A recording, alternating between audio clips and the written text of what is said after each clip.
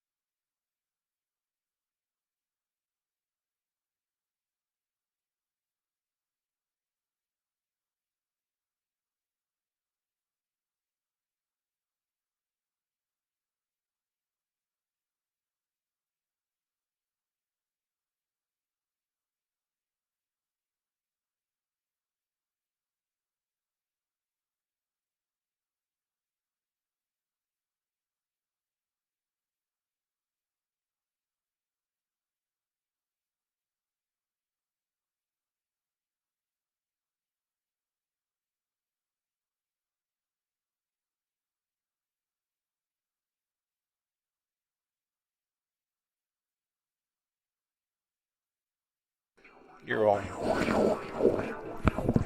There's a little feedback in it. That what you said? That's coming from other clip. All right, folks. Well, welcome to R.H. Armstrong Memorial Field at the class of 1984 stadium. We're two guys at a game, plus one. My partner JD's back, feeling better today, ready to go. Good deal. And Whitey is back with us because we got 3 headsets. Nice to be here again. Thanks for having me. Hey, thank you. All right, today's matchup is going to be number 8 Tucker County, 6-4, against number 9 Tug Valley High School. And JD and Whitey, I'm going to call this a little bit of a rivalry in north-south only because we faced them in basketball last 3 seasons. In the last 3 years is the second time we've faced them. So there's been and in regular season in basketball, we've gone and Is it the last 2 years has been the state championship game? I believe so. Yeah. And basketball? Yes, sir. Yeah. And then the second round, the playoffs, a couple years ago, I believe it was. And so they know the track up here, and then we know the track down there. So should be a good matchup today. Rain has stopped. Sun's trying to peek out a little bit, and it's going to be in the 60s, so it should be a good Field looks in good shape. Yeah, it does. So I don't see too much trouble with people slipping around, but you never know. But, hey, listen, it's playoff football. We're extending the season. We're happy to be here. Mid 60s? Yep. Can't beat it. And so we're going to do a little patronage here, get started. And first of all, we're going to start off with thank you to St. George Clink for all season. They sponsor the YouTube channel and our camera throughout all the Tucker County football, basketball, and any other sports that we can get in there. And so we appreciate them. And today's playoff sponsorship totally is Mr. Pizza. Yep. And we want to thank Mr. Pizza for sponsoring today's playoff game. And for our lunch. Yeah, and for our lunch. That was a great surprise. Thank you, Dan O'Larton, for bringing that up to us. So if you're hungry, stop by Mr. Pizza, where great food meets hometown pride. Owned and operated by Mike and Robin Hardy, lifelong residents and proud Tucker County graduates, class of 90 and 92. Mr. Pizza is a proud sponsor of all Tucker County athletics, supporting kids on and off the field, from one local family to another. Thank you for keeping it local. Mr. Pizza, proudly serving Tucker County.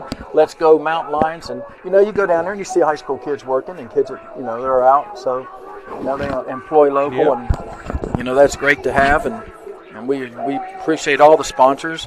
Again, we also got to throw in Nick for the subscription for the scoreboard. If you're seeing the scoreboard during the game, that's the subscription that Nick Carr provides us, and we thank him for all his support, and hopefully we can get some Nick Carr Red Zone going on today. Yeah, hopefully. So thank you to the sponsors.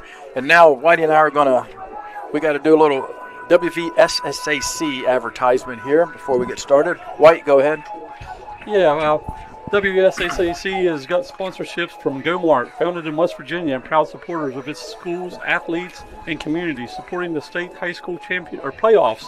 Go Mart celebrates the spirit that brings us together. Go for good times. Go for Go Mart. Also, Hope Gas congratulates the teams for making the state playoffs. Learn more about Hope's community efforts by following them on Instagram. Good luck, teams, from everyone at Hope Gas.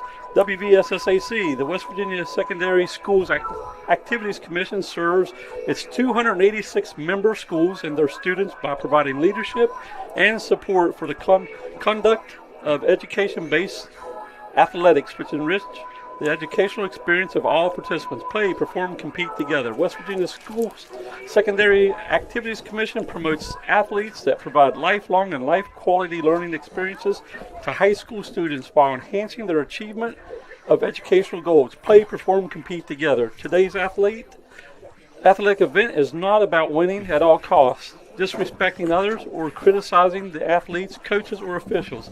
It's about learning and growing, developing character, and competing with class.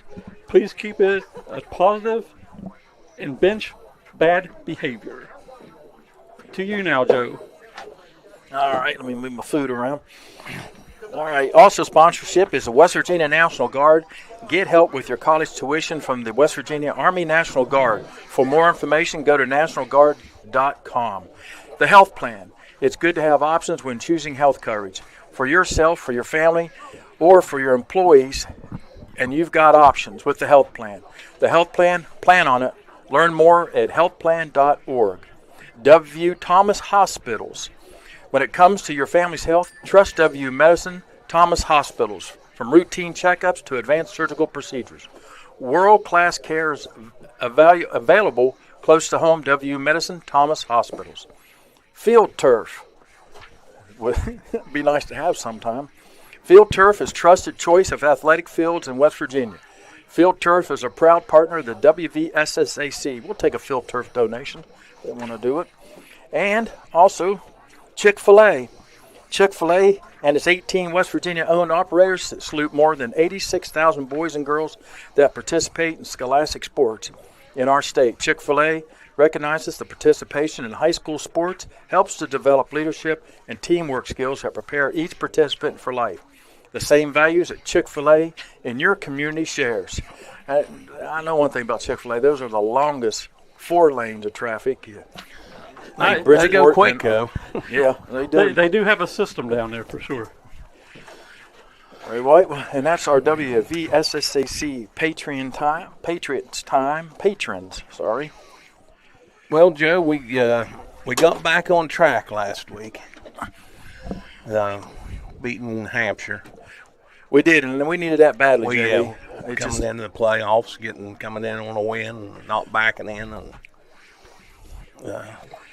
and Tug Valley had a rough one last week. They did, and they're coming in with several injuries, offensive line, backfield. Now they got the quarterback back. I think their running backs hurt, and they do have a couple. I know linemen are out today. Yeah. So we'll see what happens. And you know how the playoffs goes, right?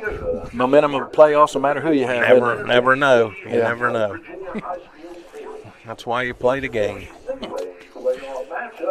Well, at this time, I think we want to go ahead over starting lineups and folks, these are subject to change because, like we said, we tried to do our homework on this and on Tug Valley a little bit, but we'll go over the starting offense for the Mountain Lions. At left tackle, number 73, a sophomore, Owen Elmick.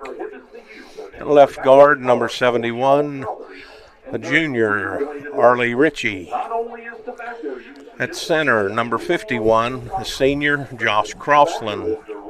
At right guard, number 72. What's his first name? Isaac Leary? Isaiah Leary. Isaiah Leary. Sophomore. We got number 70, Teeter. He's a junior. At right tackle. Quarterback is number 10, Sam Marks, a senior. And at running back's number 33, Cade Rapp, he's a junior. At the receivers, we got number 13, Reed Kismore is a senior. 26 is Eichelberger, he's a senior. Arnold, number 6, he's a junior. And Barb, number 15, he's a junior. Joe, what you got for Tug? All right, offensively for Tug, and again, this could be subject to change. At center, number 56, Keaton Nelson. He's an 11th grader, 5'8", 215. At the guards, you got Wallace Eli, a 10th grader, 5'10", 235. Gavin Uten, 11th grader, 6'1", 210. At the tackles, you got Luke Mounts, a 10th grader, 6'4", 305. At the other tackle, you have a 9th grader, 5'8", 190. That's Gabriel Jarvis. Quarterback today, they are getting the quarterback back, and that's number 3, Preston May. The receivers, number 13, Eli Witt. And we'll be right back after the national anthem, please. The flag is near the scoreboard.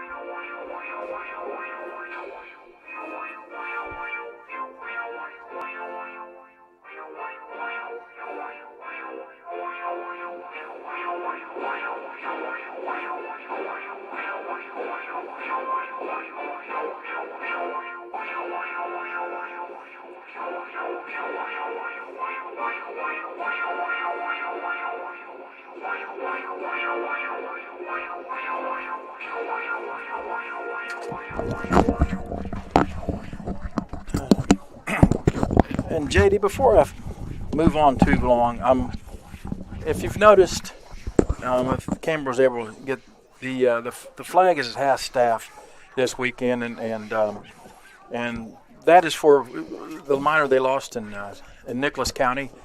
His name was Stephen Lipscomb. He was a foreman at the Rolling Thunder mine in Nicholas County, and so the governor has lowered the flags at half staff. He was recovered a couple days ago.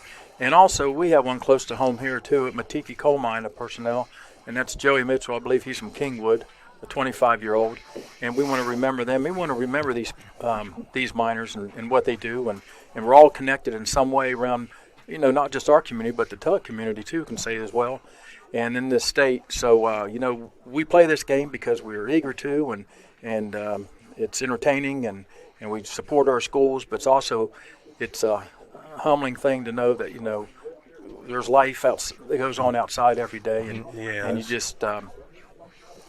It's tough, what their family's going through now, and we hate that for everybody. But so our thoughts and prayers are with both these miners' families, and we thank them too. So I'm going to move on here to finish Tug Valley's at their receivers. I had Eli Witt. He's a 10th grader, 6'1", 165. Number 12, Gavin Fitzpatrick. He's 5'10", 145 senior. Cameron Sloan, 11th grade, 6 foot 140. And Derek Jewell, 11th grader, 5'11", 175. And then the running back is number 22, Bryson Richardson. He's a 9th grade, 5'7", 155. Now the regular running back, what was his last name, White? Do you remember on it? I do not.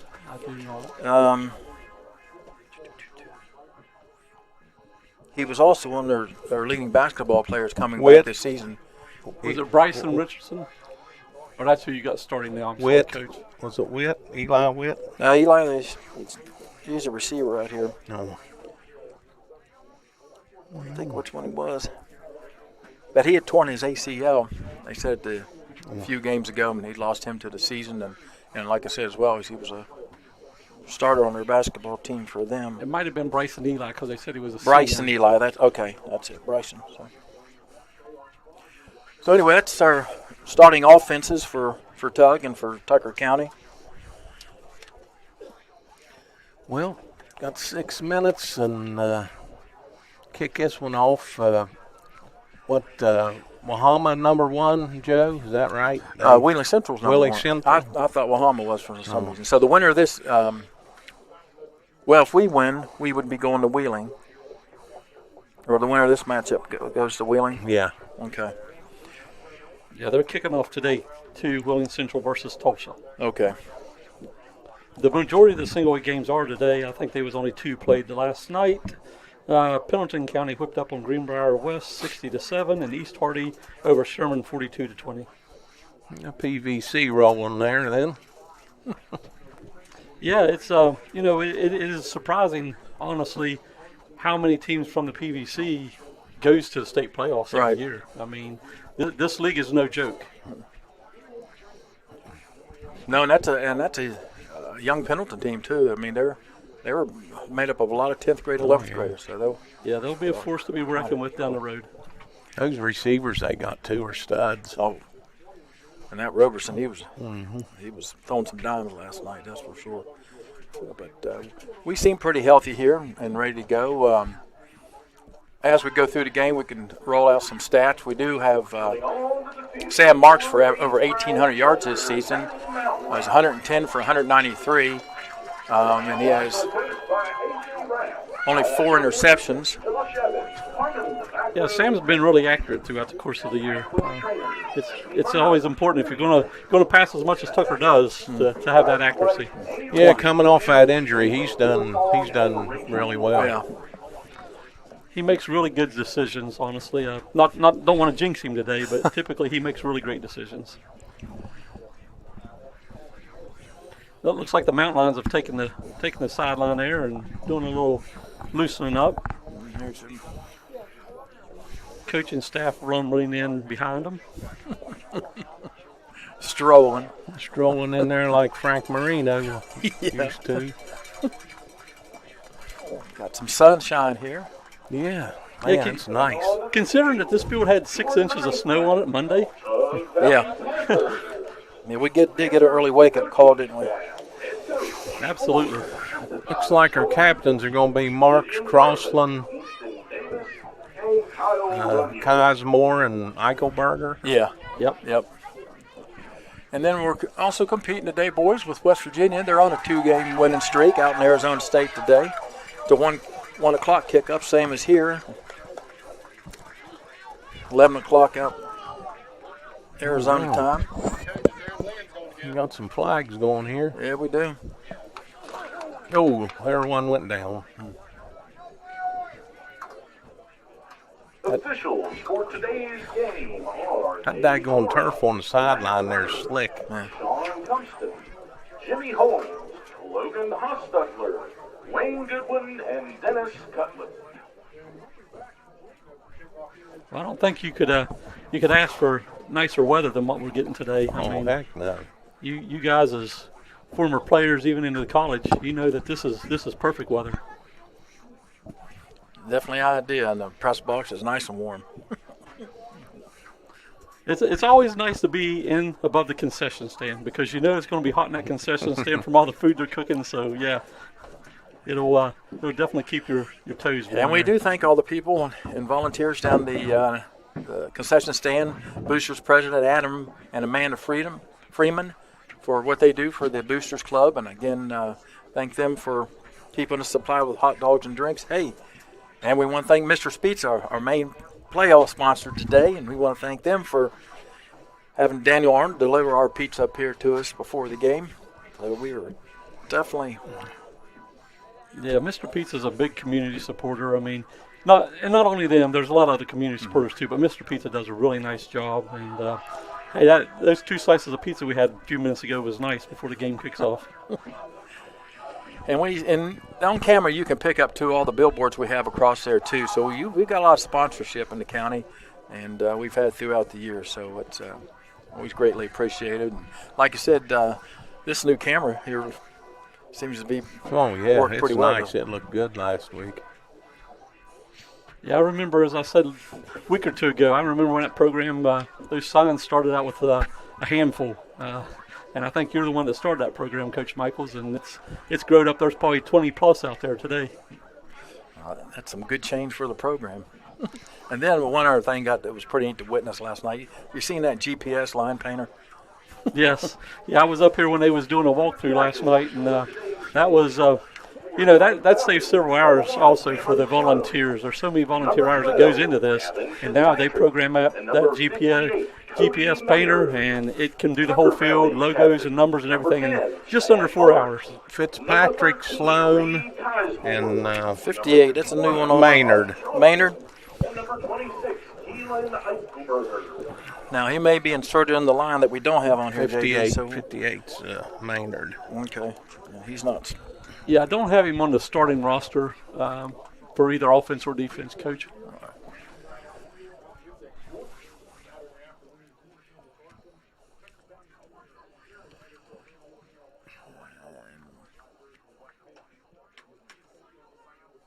Tucker County has won the toss. They will defer to the second half. There we go. So we have won the toss. We'll defer to the second. We'll be kicking off then to Tug Valley.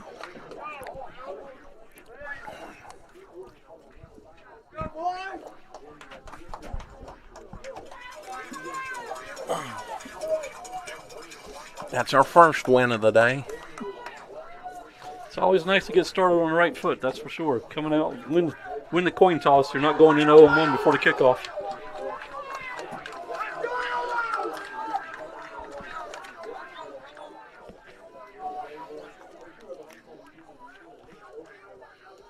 Both teams are huddling up, getting ready to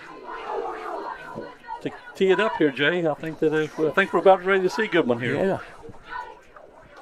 Hopefully it's good. Well, it's nice to you guys touched on it there a little bit earlier. It's nice to see these two schools. That's a long distance rivalry. It's about a 4.5 hour drive, and we've been fortunate enough to host them here a few times in football the last couple of years, and as Coach said, it's a real rivalry in basketball anymore, whether it's at the States or we do a home-and-home series with them every year. Yep, and it's usually packed too, isn't it? So, well, Sam Marks is teeing it up. And Sloan. And is that 18 over there, JD? Looks like 18. And Jewel are back deep. They're standing at about the 15-yard line.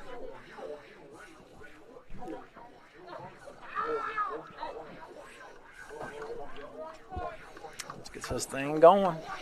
There we go. There's the boot. It's going to stay down the middle into the end zone. Hits about the 6-yard line and skips in the end zone.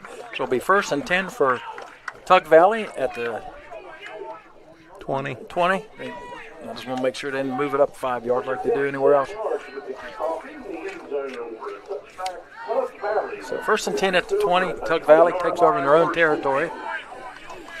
I look for him to sling his baby around, Joe. Again, Preston May, their starting quarterback, is returned for this game. And freshman Bryson Richardson in the backfield. And you've got Jewel and Sloan to the right. And then it's a little dump pass out to number 12, Gavin Fitzpatrick. And that's going to be a gain of about 5 yards. Just a little roll out, trying to get May some confidence. So 2nd and 5, 2nd and 6, about the 24-yard line. That's a good way to get your quarterback started. Yeah, especially he's been out the last couple of games, so I'm sort of trying to let him find an early rhythm. May is back. He's going to toss out here to number 1, Sloan. And nice play there by Arnold. Yep, good job. Good tackle, one-on-one by Caden Arnold. Fought off the block, kept his outside arm free. That's how you got to do it. So it'll be 3rd down and about 2. And that Maynard boy is out there, JD. Looks like he's at the left guard where I have Wallace Eli. So, again, May in the backfield. He's going to take it himself. He's got a little room. Power. And he's just going to have the 1st down by a yard there. So it's going to be 1st down at the 31-yard line. Tug Valley remains in no huddle.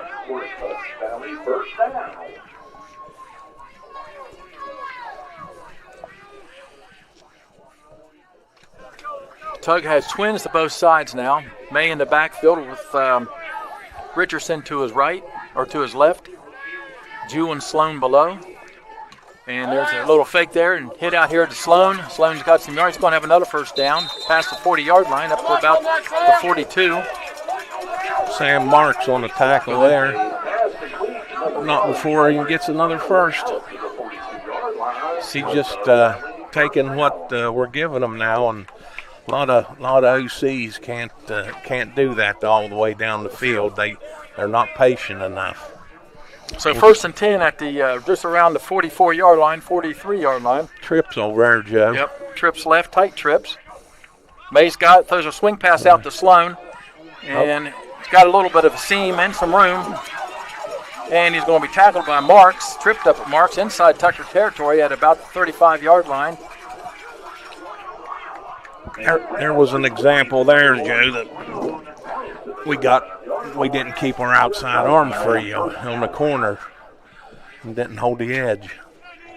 1st and 10 in Tucker territory at about the 36-yard line, 35-yard line. Got tight trips to the right this time. Sloan, Jewel, and Fitzpatrick. Richardson to the right. May's going to take it himself. And this time Crossland's going to keep him for about a yard or two. Be 2nd down. Good job by Crossland. Tried to cross us up there with a little quarterback counter, but no go. All right, no gain on that. 2nd and 10, tight trips to the right, single to the left. Richardson to the right of May. Back up, man. They brought us, I believe. Yeah, we got to have a chance to get back. What we got here? Looks like our D tackle. Encroachment, 51 of the defense. 5-yard penalty. Still second down. Awful quick on that one. So the ball's up at the 30-yard line now with 2nd and 5. This Sloan boy, number 1, he's a nice-looking player. Yeah, he is. He's a junior, 6 foot, 170. Okay, it's a tight trips here. Got a single to the left. They might go deep over on the other side. And he pumps out here. He's going to miss Sloan. Goes to the outside a little bit. Kind of rushed. Did a little bit of pressure that time, Jay. Yep. That was covered nice by Branson Hire there come up. And that's a freshman who's had a heck of a season. Yeah, today. he's done a nice job this year. Yeah, he had a really nice game last week. Okay, 3rd and 5. It's 2 downs here they're going to go. So they've been running that quarterback power, quarterback counter. All right, looks like we're going to have trips out here to the left, getting a little bit wider this time. So it's going to be twins out to the left. Got a wing out here with Fitzpatrick and Richardson on the other wing. May by himself, looks like a run head on, and he's going to have a first down and knocked out by Casimir.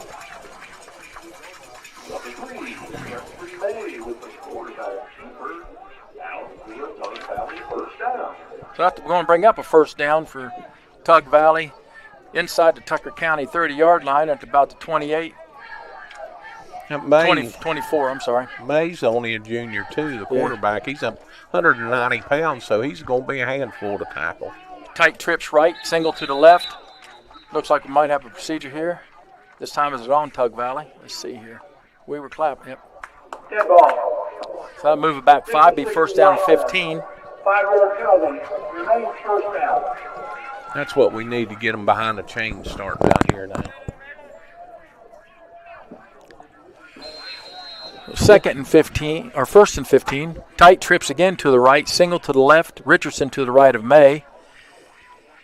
May is back, and he's got to arm up. He's got some room. Oh, he slipped by again. So he's going to bring up a 2nd down now, about short. It'll be about 4 yards, which couldn't get about 4 guys missing there. A little slippery there. 8:25 to go in the first quarter. Bring up 2nd down and 5. Ball's on the 18-yard line of Tucker. Chewing up a lot of clock on this drive, too. Almost 4 minutes. All right, we got twins to the left. We got Fitzpatrick and Jewel. Jewel's at tight end to the right. Richardson's to the left. And the give is to Richardson, and he's going to squirm by. It looks like he's going to be close to first down. Not going to have. So it's going to bring up 3rd down and about less than 1. That there was almost the old Mike Skinner favorite formation there. Twins and a tight end. And Number 22, Richardson. We're looking at the same formation this time. This time, yep, Richardson's back to the left side. And he's going to throw a little slant out here to Sloan. And Sloan's going to be inside the 5, be first down and goal. About the 4-yard line. Just a curl, JD, little inside. Yep. Okay, you're going to have to tighten it up now.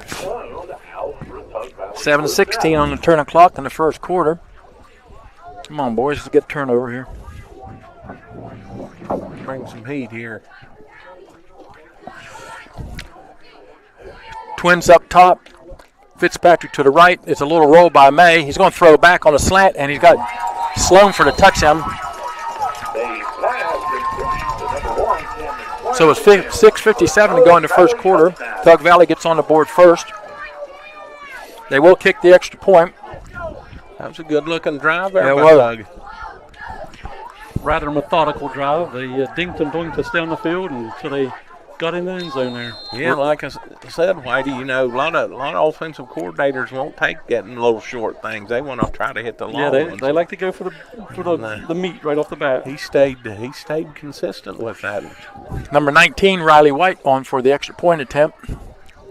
He looked pretty good in warm-ups, but this time it went not very far. So that thing exploded off his foot. So it's with 6:57 to go in the first quarter. Tug Valley on the board first, 6-0. Is that the same one you was watching? Yeah, Kid? same kid. He was launching them out here. Sometimes you get some BBs there, Jay.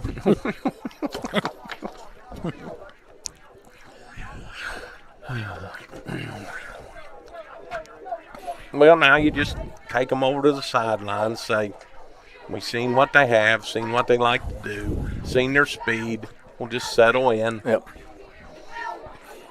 The Tug mixed it up pretty nicely there. They showed up 6 pass plays and 5 run plays on that drive.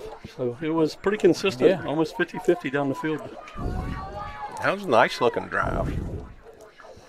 Thank you. Well, I like that, throwing in little stats behind us now, because I know I can't count half the time on this thing anyway. Yep, if anybody thought it was going to be a walkthrough today, again, when you get in the playoff, anything happens. And they Never know. And they got their starting quarterback back, and that makes a difference. Oh, the little dribble there. He touched it. Come on, get on. There you go, Keaton. Good job by Keaton Eichelberger. They're picking it up. We kind of grazed off across, and it looked like there, and Eichelberger did a nice job to draw it in. Say we're going to be in good territory here. We're going to be at about the 45-yard line, 46. Nope, sorry. 43. 43-yard line, 1st and 10 in Tucker territory. All right, let's see what we can do here. Tucker has trips here to the left side with Barb, Arnold, and Eichelberger. Kizemore up on top. Cade Rapp to the left of Marks. And it's going to be a give to Rapp. Rapp going to dance a little bit straight ahead, and he's going to pick up a couple yards. Well, Tug jumped there, but Number 10, Sam Morris, handoff. Number 33, out. I tell you, Rapp's been running a lot better here in the last few games, Jay. Running more straight ahead and hitting the hole. We had a real good one against Hampshire there last week. So, and again, we know our receivers out here are capable of speed and catching. We're going to go with the same formation here, trips below, single up on the top to the right, and Rapp to the left. Again, Marks is going to keep it this time on the quarterback read. He's going to be about a yard short of the first down. And a lot of these guys know each other from Tug and Tucker, JD, because they played a basketball against each other several times. So we'll probably see a little chippiness out here today. And nothing wrong with that. A little trash talking. So good to have a little rivalry, especially that's not in your area. So it's respect. All right, we got twins to both sides now. Wrap to the right of Marks. And Marks is going to try to keep it. And he's going to be right on the mark. He should have it. Tug's in like almost a 5-2 that time, Joe, the old 5-2. Well, you know, anytime you see a 3-4, my brother always looked at me and says, look at it. Same It's a, thing. yeah, that's what he said. It's a 5-2. You get so upset. All right, 1st and 10, inside Tug territory at about the 47-yard line. And we've got Barb and Rapp in the backfield we got Cosmore and Rapp in the backfield this time. And the give is going to be to Cosmore, and he's going to bowl ahead for about 4 yards. You're going to see this a lot more. Rapp's been doing this a little bit more, moving Cosmore and Barb back and forth into the backfield, changing that up a little bit. We'll bring up 2nd down and 6. 4 yards, take that every time. 4:50 to go in the quarter. Fast-moving first quarter. We got trips here to the left, single to the right. And it looks like Cosmore. Now he's going to. Got him. got a guy open. He's got Arnold. And he's going touchdown. Arnold for a 43-yard reception there for a touchdown. All right, on the board first. Whitey, did you know something out here? We ran this play against Hampshire, and Reed was open every time we ran out there. This time, Tug brought it back, kept him home out here this time. But Cade Arnold did a nice job on the post. Cade Arnold did a nice job on the post getting open, and we got a touchdown, Jay. I was here for he was 5 yards behind everybody. I was here for walkthrough last night, and Coach Rapp had noticed a few things he was going to try to exploit today. Going for the extra point, trips to the right, stack twins to the left. He's going to hit Eichelberger, get in the end zone, and he is. And Tucker County is clean. So Tucker County with 4:30 to go in the first quarter goes up 8. Tug Valley 6. Got a good one here, James. That's how you got to answer. Well, Coach Rapp, uncharacteristically, I think he lulled him to sleep there with the run, and then uncorked one. Might have a shootout. I was waiting on a text from Eric, something about we need to get in that stick eye or something like that. Yeah. Yeah, he did text me last week here when they got in the stick eye, and he thought we was in Harrison County. Oh, I missed old Fred's interview last week. Well, Fred did a nice job. We're just glad to have him down in San Antonio and calling in and being able to talk with us, and or us calling him and getting to talk. We've been trying that for a while and got a new apparatus here, Jake, and just hook right into our phone. Oh, nice. Yeah, Fred just texted me a minute ago there and said, hey, see all three of you are in there today. So, looks like West Virginia must have scored here. Let's see here. Why do they take so long putting the score up?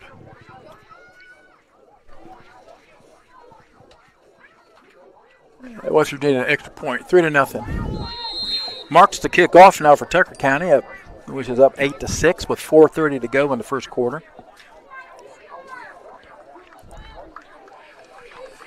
Jewel and Sloan are back deep. And we know that Sloan's an athlete, don't we, JD? We'll find that out. Kick it down. This time it skips up in the air, rolls back. Sloan is going to pick it up this time. Let's keep our lanes and keep them in tight. We got a flag there. He's shifty. And he's going to be run out of bounds, JD, about the 38-yard line. But we got a flag on there. Looks like a holding. Several flags.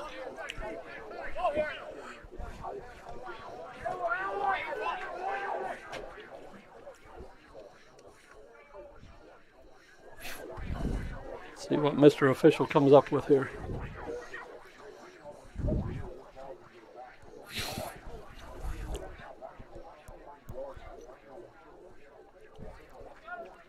I believe he signaled hold, didn't he? Yeah. Mike's not working.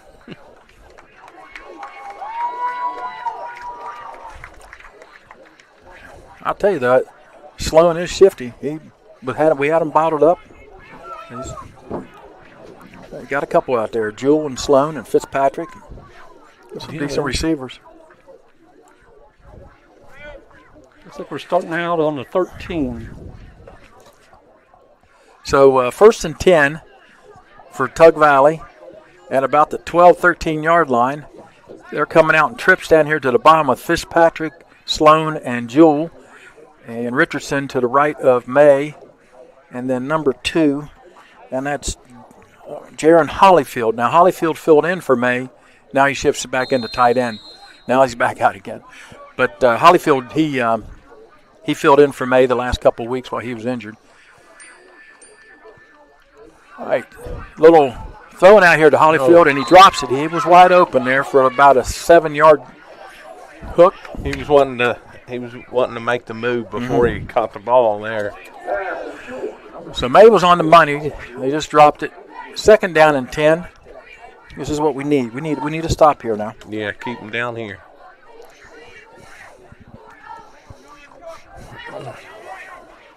Well, I have a feeling they're either going to run a quarterback run or throw it to number 1 here. We got trips down here to the bottom. May's going to keep it. Good call there. And he's got some room. And he's going to be there right at the marker. Yep, they're going to give him the first down. And keep him running that weak side on the quarterback runs, too. So we've got to watch that. So Tug stays with the trips to the right. Single up on top. And Richardson to the right of May. And this is what May gives you besides his throwing, is his ability to run. So be first down and 10. And May's going to throw a swing out here to Jewel, and he is snuffed out. Good job. Who was that there? Number 2, Witt. Witt. I think Witt is I think that was Branson Hire, number 2. Oh, okay, I'm sorry. Witt was number 7. He was there. All right. In proximity also. Yeah, I'm used to seeing Branson up on top there. Branson Hire, nice play. Yeah, that boy's tough. So being up 2nd down and 8, we've got trips again, same formation that we dealt with last time. Hollyfield all the way up there by himself. We got marks on him. Watch that run up that way Yeah. on the wide side now. Got Luke Barb on that defensive end over there, and Eichelberg on There, outside. they shifted one over there. All right. We shifted one over here to check it. And this time we got May down, and that's Crossland. Nice job Right away. filling. Bring up a 3rd down and 11. It's loss on a yard. There we go. That's how to control that. All right. Watch out for a screen here, Jay, maybe? You think we're too far down? No, they're going to throw it to 1 here. Probably on a dig or something. Across the middle. Trip's going to be up to the wide side of the field. Sloan down here on the bottom. Caden Arnold's and Right here. now, all right. Now they're going to move We got him higher doubled. out. We got him doubled down here. That's who. So May's back deep, and there's going to be a little of a middle. Come on. Good. Nice. Job by nice. Hire. Excellent tackle by Branson Hire, staying home, keeping his balance, and able to bring Richardson down. So it's going to be 4th down and about 4. Punt that baby. Ball sitting at the 30-yard line. We have 1:51 to go in this quarter. And right now, Tug Valley looks like they are They're going. Yep, trips to the top. Sloan to the bottom. They're going to try to draw us. Whoa, whoa. He was going forward there, was he not?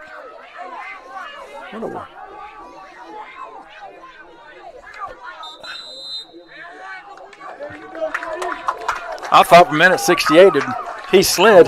Yeah. Trying to turn. We were going to call that, but all right. So Tug tried to draw us off side. 4th down and 4, ball at the 30-yard line. Minute 27 to go in the quarter. Good game so far. Yep. You know, Branson Hire stepped on that last play there, stepped up and made it. He does not play like a freshman. No, he doesn't. No. He's going to be a dandy. How big is Hire there? 5'8". One says 5'8", 155 here. Yeah. But he looks a little bit stronger than that. All right, looks like White, number 19, will be back punting. He's an 11th grader.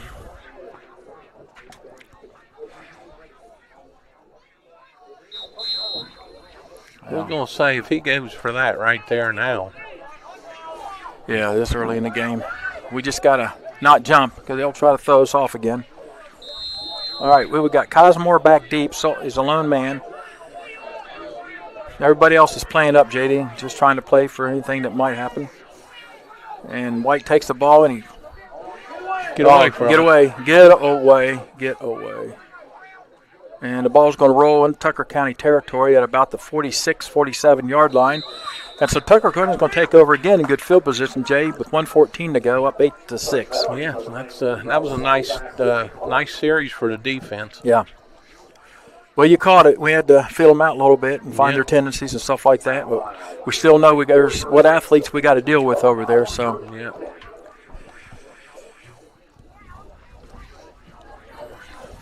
We talked about how quick this first quarter was going. These last few minutes is drugs. Yeah. So at the 46-yard line, 1st and 10. Cosmore this time in the backfield with Marks. We got tight trips down here to the left. And the give is to Cosmore, and he's going to cut it back in again. And then he's got some outside room. He's got a lot of room.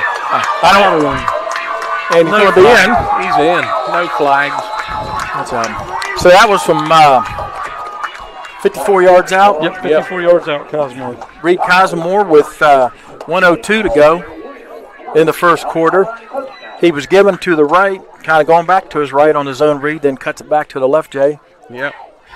The line done a nice job, and he made a couple nice cuts there, too. Shuffled right out of the middle. And going for the 2-point conversion, and we've got trips to the right stacked twins to the left. Mark's by himself. Tucker didn't line up for the extra point. They're going for 2. Yeah. And this time Michael Berger is going to be stopped shy of getting the 2-point conversion. Yes, sir. I just said Tucker's going for 2. I was kind of shocked we didn't go for the 1-point kick there. I don't know if we tried an extra point. I haven't seen one. Not at a home game, that's for sure. So with 1:02 to go in the first quarter, Tucker County is up 14-6, and that 2-point conversion is no good. Of course, every point's big in playoffs, and you like to see us get those. So we kind of pretty much tried the same plays we did on the first extra point try. Just couldn't get in this time. Well, I'd like to give you a little rundown on that last drive, but it was 1 play for 54 yards. And what? How many seconds? 10 seconds? I think it was probably around an area of 8 to 9, yeah, by the clock and the score.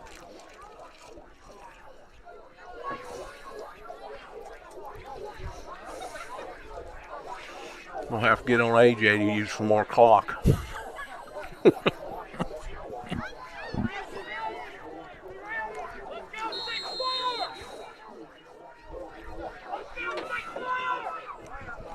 So Mark will be kicking off. Again, you got Jewel and Sloan in the back, but now, again, you got to keep our lanes. Yeah. Squib that baby. And it's There you go. be a line shot this time. Sloan's going to have it. He's got a little bit of a crevice. But this time he's got Cosmore there that's going to wrap him up. And that's will be with Crossland and 64. Gunnar Carroll. Gunnar Carroll. So good job that time keeping your lanes. So it's going to be 1st and 10 for Tug in their own territory at the 35-yard line. And again, with 54 seconds to go in this quarter. Total was in on that one, too. Done a little piece of that one. That's a freshman as well. So Tug 1st and 10.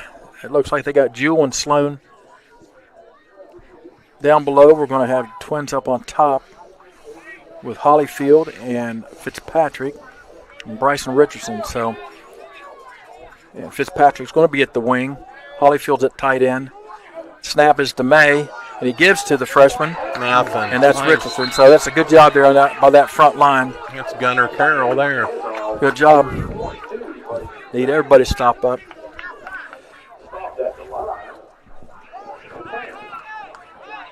Evan Webb.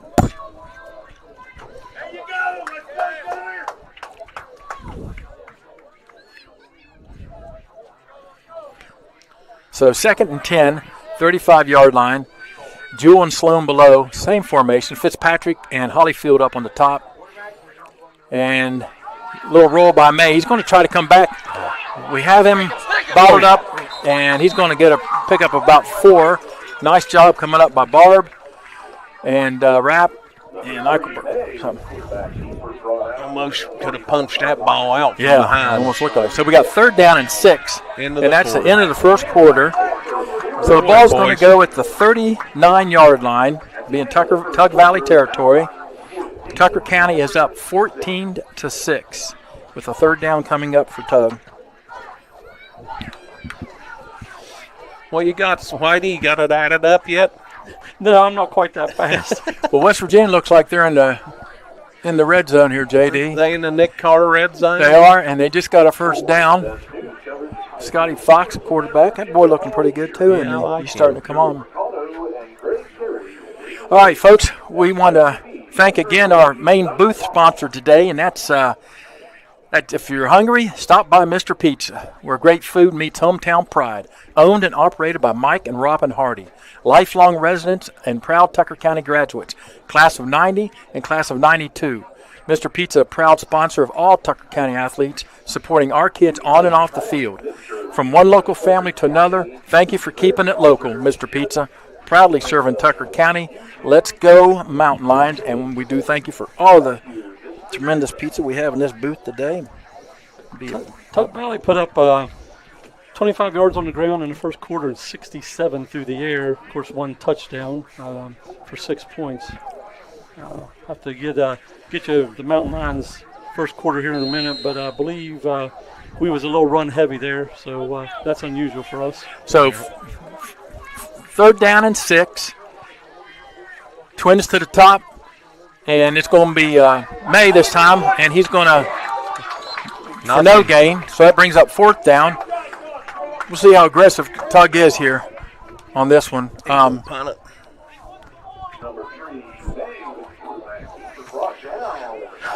And there goes the punter, White. He's a dude kicked right-footed on the extra points and left foot here on the punt.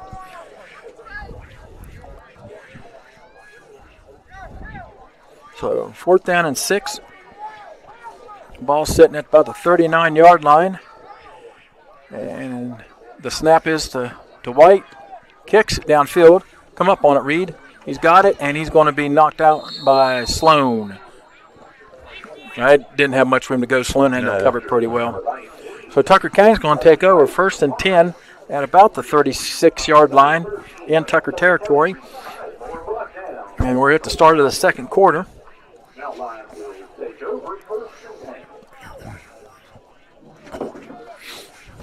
Mountain Lions put up 69 yards on the ground and 43 yards through the air. Of course, the 43 yards through the air there in the first quarter was one play, Marks to Arnold for a touchdown. All right, 1st down and 10. We have Twins down here to the right, Twins to the left, wrap to the left to Marks. And the handoff is going to be he's going to keep it on the quarterback Reed. Nice. And he's going to be stood up, and we're going to lose about a yard on that. It's going to be 2nd down and 11. Tug had that covered pretty well. Yeah, Fitzpatrick first on the stop there for the Tug. Down in the backfield, bringing up a 2nd and 11. Have you ever been to Naugatuck, JD? Out in Tug Valley? Yeah. Was down there one time with Coach Gutshaw during basketball season. I think with Jimmy Aliff, Wes Lambert, and Derek Simmons, all those guys were playing. And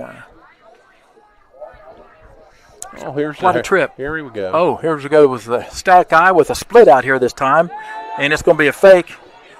So he's going to try. Get rid of it. And so he does. There was a receiver in the vicinity. Richardson with the pursuit this time on Marks out of that stack. That brings up 3rd down and 11. Richardson comes up the middle right there, untouched. It looked like to me. Yeah.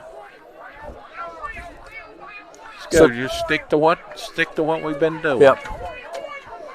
So Tug stiffening up a little bit on defense here now, bringing up a 3rd and 11. You just get something manageable. Where if we have to punt, we're in a decent field position, not running back. Twins to the right, Twins to the left, wrap to the left. The snap is to Marks. This time Cover 4. he's got right. Got it. Oh, he dropped it. Dang, man. Right at the mark. Did he caught caught it? Catch. Oh, heck of a catch by Alkenberger. I thought it slipped out of his hands there for a second. That's going to be a 1st down. My bad there. Well, you know, you only got to get 1 foot down in high school football. Yeah. I thought I saw the ball slip through the hands. I wasn't even paying attention to the feet. He still did a nice job getting that 1 foot down. So it brings up a 1st down, a much-needed 1st down when we had a couple poor plays there. So it'll be at the 46-yard line. Trips to the right, single to the left, wrap to the right of Marks. Oh, my goodness, they don't have no one to cover a post. And there's Arnold's going to have a catch. Hang on to it. And he's going to be close to 1st down, about 2 yards shy. Huh? We run the wrong guy on the post there. Arnold down to the 46-yard line.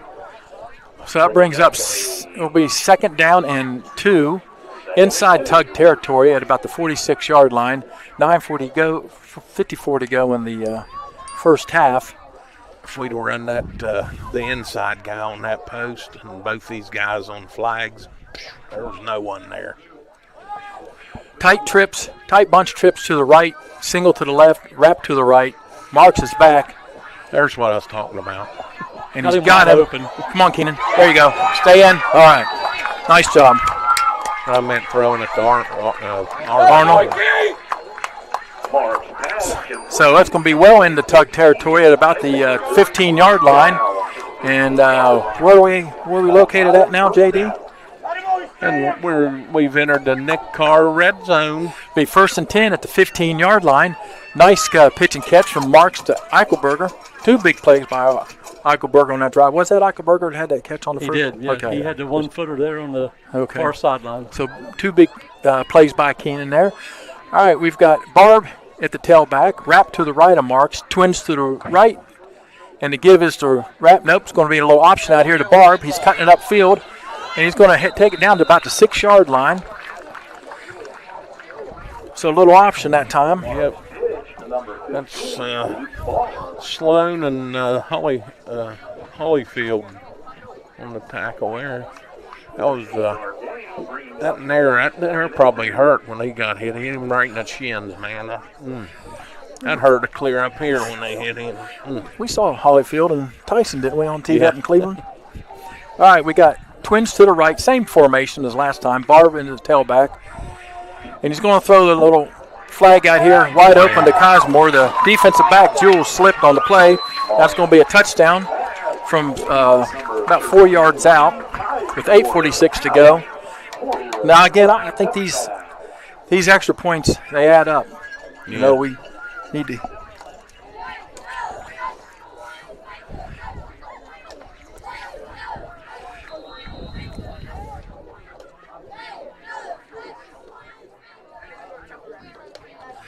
So for the extra point, we got Cosmore and Eichelberger up top, Barb and Arnold at the bottom, and wrap to the left of Marks. And he's going to throw a little slant pattern in and be tipped out of his hands. No good. So 20-6 now. That's 2 extra points we have got in the last 2. But we're showing capabilities the last 3 series we've scored. And with 8:46 to go in the quarter, Tucker County's up 20-6.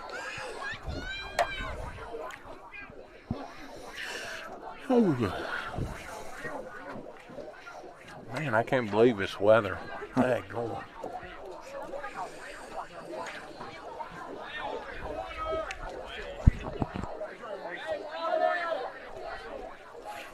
Still got to keep the foot on the gas and got to play D. Yep. Yeah, that was a nice drive by Tucker to put together there. And then on this drive, Coach Rapp went back to the norm. He was pass heavy on this drive and only ran the ball twice. So he's mixing it up, trying to keep Tug Valley guessing on which way he's going to go. West Virginia must have missed a short field goal there inside the 10. What's the score? 3-0. We were down inside there.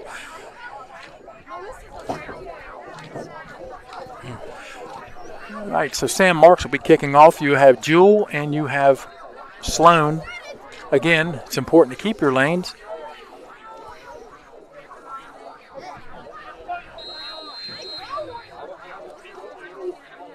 And Marks kicks off. There's going to be a little squiver this time. It's going to roll around a little bit.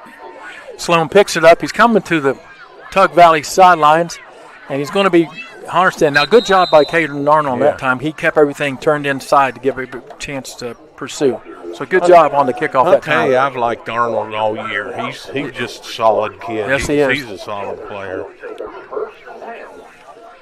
Yeah, he's had a good season catching and receiving, and then defensively made some big stops. All right, 1st and 10 for Tug Valley. Ball's at about the 33-yard line of Tug in their territory. 20-6, Tucker County leads. So we got tight trip formation to the right. Now they're going to bring Holyfield in motion. May's going to do a swing pass out here to Richardson. He's going to have a little bit of room if we can cut that. And he's got open field here. And he's cutting it back. And good saving tackle by Witt on that one. And yeah, it was a nice play by Witt. Just a little touchdown. Yeah. So that's into Tucker territory. And that's going to be at the 44-yard line of Tucker County. 1st and 10. 24-yard pickup on that one. Let's keep them reined in, boys. Yep.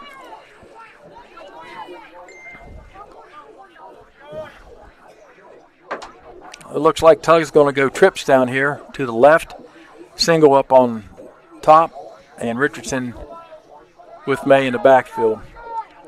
So bunch trips here to the left. And again, May's going to keep it this time, and he's going to be snuffed out by the interior of that. Ball come out. Got about one. It looks like Rapp, Eichelberger, and Crossland in on that one. Be 2nd down and 8 at the 41-yard line. All right, this time we got Twins to the right, wing to the left, and that's Fitzpatrick on the wing, and Hollyfield at the tight end, Jewell and Sloan over to the right side, and Richardson to the right of May. Now he switches over to the left. How about a pick here, boys? May rolls to the right. He's got a little flag there, and he's got open field there for Fitzpatrick, and it's going to be a touchdown from about 41 yards out with 7:10 to go in the second quarter. So we can't lay down. That's what we said. He laid that and right over Yes, top he did. of Arnold's fingers. Nice play by May. Looks like Tug's going to go for 2, JD. Are they? Yep.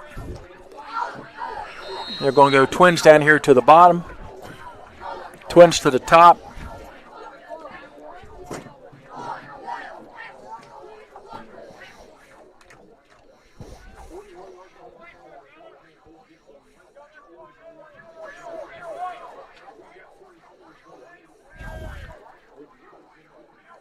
And May's going to keep it himself, and this time we got him held up. Good. No 2-point conversion. That's anytime you can get them, they're good. Anytime you can stop them, they're good.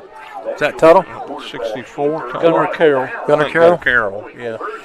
All right, so with 7:10 to go in the half, Tucker County is up 20, Tug Valley 12. Gunnar Carroll's been active today on the D-line. He's done a nice job, made several tackles. Now, after Tug Valley's last touchdown, JD, they kind of dribbled it there. We'll have to be awake in this time, too. Yeah. Official beverage of West Virginia High School Sport. Helps you recover with one concept. It's delicious and contains the right mix of protein and carbs to help refresh thoughts and muscles. For more information, visit drinkasheville.com. We've got a game here, people. Yeah, Clay Battel's tied up right now in second with Ritchie County. See if we got any more scores. St. Mary's 7-0 over Wirt. Cameron Meadowbridge, Cameron 22-8. And Wahama 21-0 over Man. Williams Central 34-0 over Tulsa. All right, Tug Valley's going to kick off. It'll be White kicking off.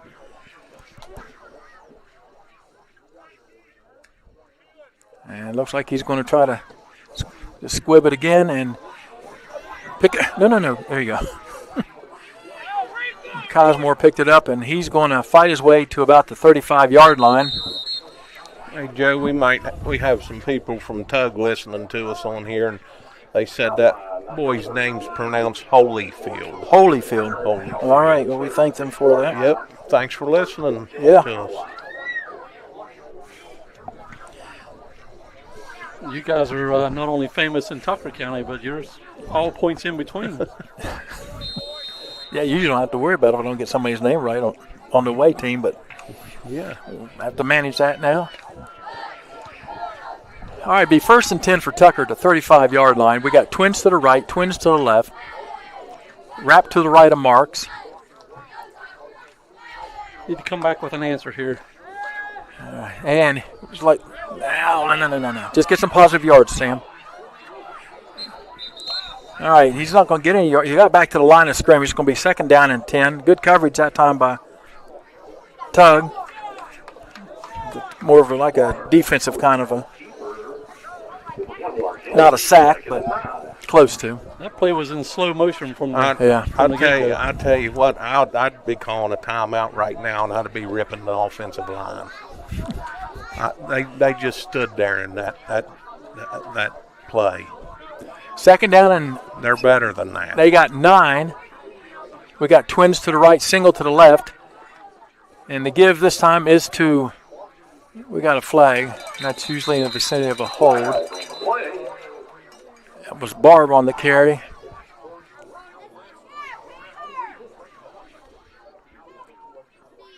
So it's either going to be 3rd down and 10, or they're going to push us back, which it looks like they're going to. So that's going to look like a hold. Number 70, the offense. 10-yard penalty. Line of scrimmage. 2nd down. So 2nd down and 20. Ball's sitting now at the 25-yard line. You don't want to make a mistake this time. No.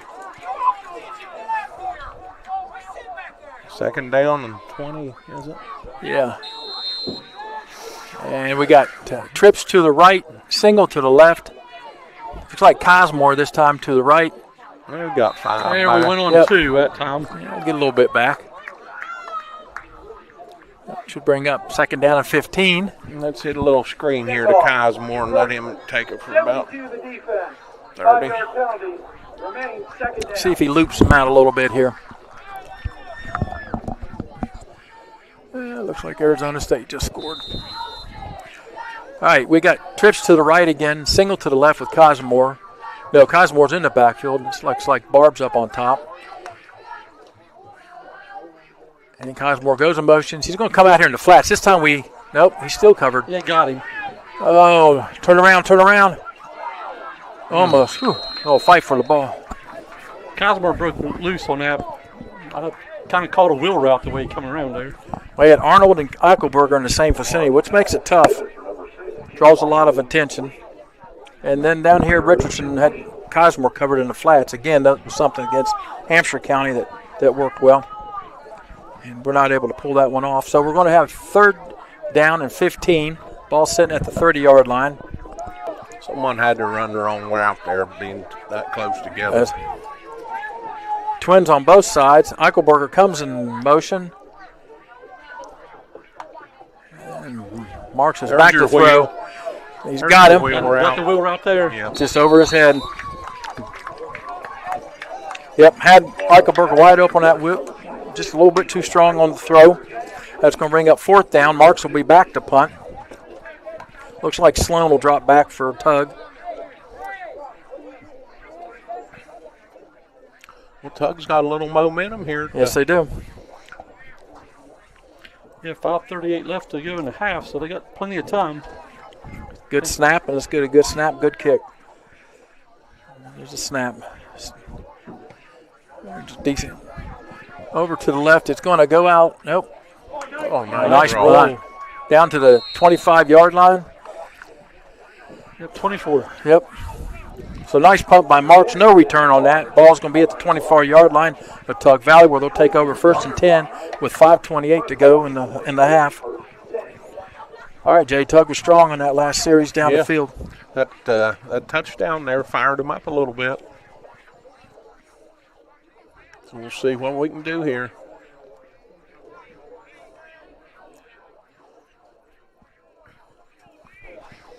Number 1's been quiet for a while, hasn't he? Yes, he has. Yeah, but Fitzpatrick was on the drive that time that kind of woke up a little bit for him. So we got twins down here with Jewel and Fitzpatrick now, and also Holyfield. So we got trips left. May straight back. He's being pressured by Carlson this time. He's going to dump it out here, and it's a nice job by Cosmore going over top of Sloan.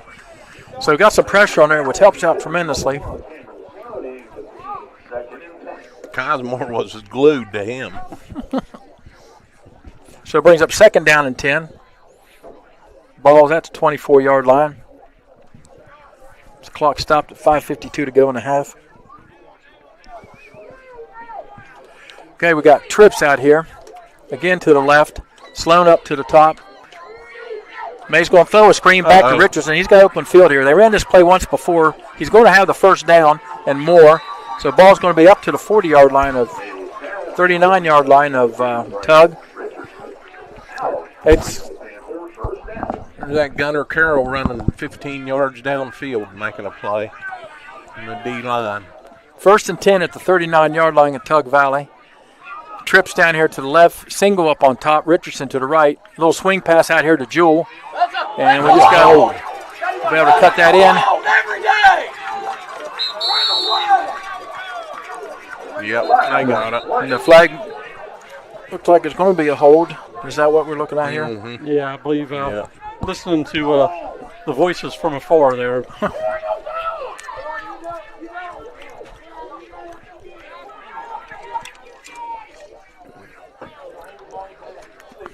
Number 12 in the offense. 10-yard penalty, bottom of the foul. Remaining first down. Good call.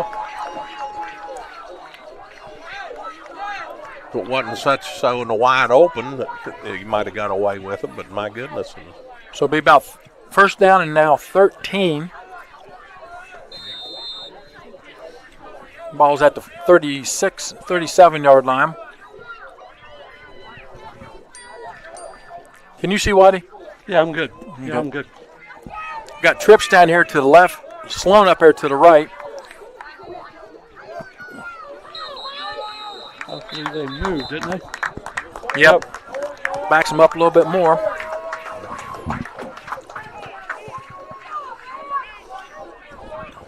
Hopefully these are the drive killers that we were needing. That helps.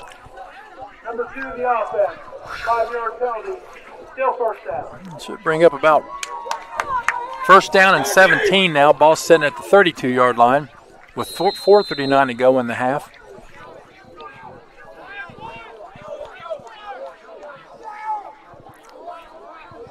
Now trips up to the top.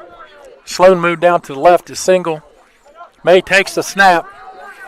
And he's looking down the seam, and he's got Fitzpatrick again. Wide open. Marks tackles him there inside Tucker territory at about the 43-yard line. So a 23-yard passing catch there. What'd you see there, Jay? I was texting someone. I missed that one. To be honest. 40 at the 43-yard line of Tucker County. Trips to the top, single to the left, Richardson to the right of May.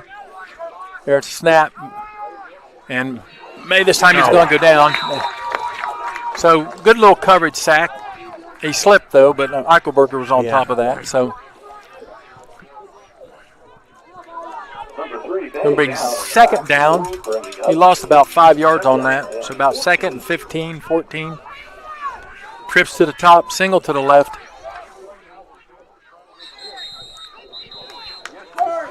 Oh, he walked back. Dead ball. Full start. One of the offense. Moving forward prior to the snap. Remaining second down. So it's going to be second and 19 now. It was second and 17 last time, and they hit that seam. We got to watch that. Are we sitting in too deep, or are we sitting in? We're just playing over top here, man.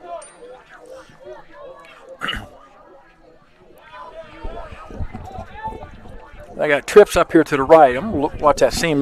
Marks hopefully We're double and one down here. It's going to be a swing pass out to Richardson. And he had room too. Whew.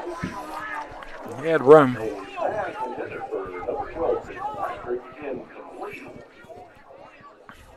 Eichelberger was out there on top, but there's about 15 yards of cushion if he would have made that catch.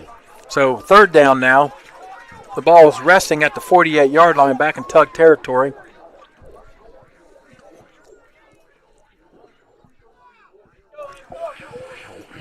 All right, Tug staying with the same formation. A little bit tighter trips on top. Single with Sloan down here at the bottom. May is back. They're getting some pressure. Stay with him. Step up. Oh, good. Nice. No flag? Could have easily been interference on that one, maybe. Yeah. Nice job, Witt. So you had Witt, Cosmore, and Marks on that one over carry. So it's going to be fourth now and 19 at the 48-yard line. White back into punt. That was a weird series of plays there. Yeah.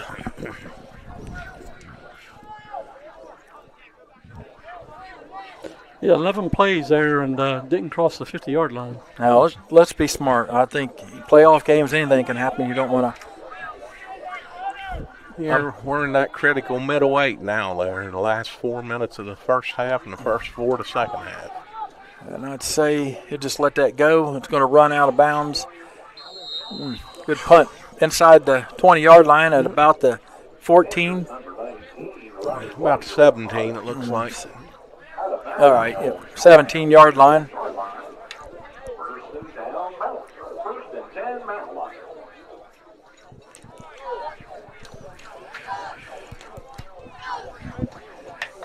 All right, it'll be 1st and 10 at 17-yard line with 2:57 to go in the half. Tucker County still up 20-12. Sun's peeking out again, Jay. Yeah. We'll take it. Let's see what we do here these last couple of minutes, 3 minutes here. See if we can get we need to put a drive back together. Yeah, it'd be nice to go in at halftime with another score on the board, a little momentum, and then come out, we get the ball back. Yep. Trips right, single left, wrap to the right of Marks. And Marks is back. We're going to throw it. He's going to launch it down to Cosmore. He's got him if he can catch it. Good job. No holds. Inside Tug Valley territory at about the 40-yard line. Let's see where he marks him out. About a 40-yard catch there by Cosmore. Ball's at the 45-yard line in Tug Valley territory. Just one-on-one there, just saying.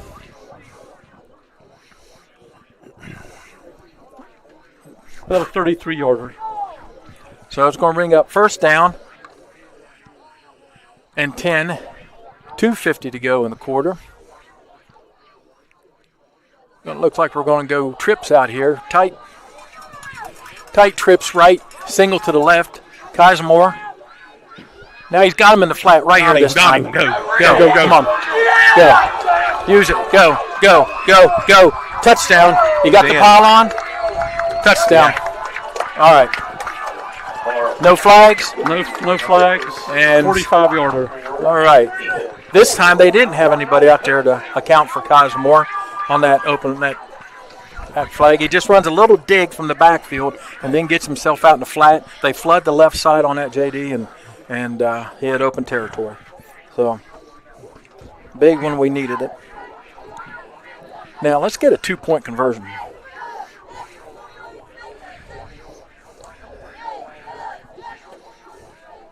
Yeah, we needed that. Yeah, it'd be nice to get a 2-point conversion here, go in and hold them, and don't let them score, go in at the half. Trips right, stack twins left. Eichelberger comes in motion to the right, and Marks is in row. We got illegal procedure there on us, I believe. Dead ball, encroachment. Oh, on them. Puts us at the 1. All right.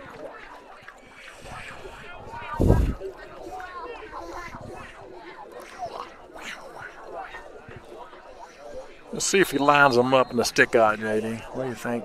Nah. Nope. Yep, he is.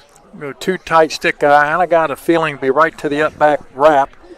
It's what he's done before in this, but we'll see what he does here. It looks like they've got it pinched in pretty tight. And the give is the wrap, but he's not going to get in. Yeah, he ran right into the handoff with the quarterback. All right, so with 2:39 to go in the half, Tucker County, after the missed try, up 26, Tucker Valley 12. 26-12. And then looks like Arizona State just scored again. It's 15-3. That was a 78-yard drive, 2 plays. Touchdown, 2:39 left. All Cosmore, wasn't it? All Cosmore, all Marks and Cosmore. Marks to Cosmore. Where in the world did that boy get his speed from? Probably fastest man in single A, probably. I know his dad wasn't that fast.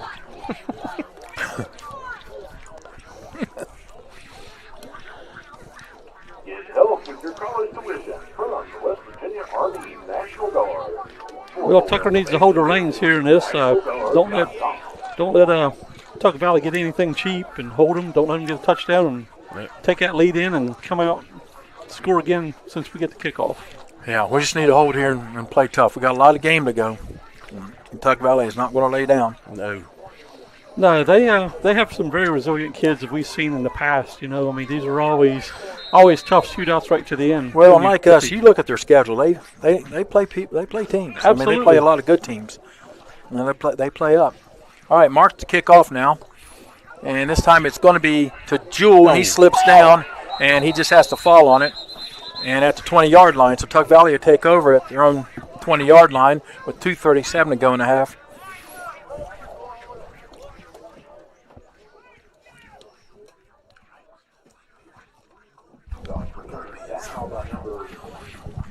All right, so we'll bring up first down for Tug at the 20-yard line. Tug Valley.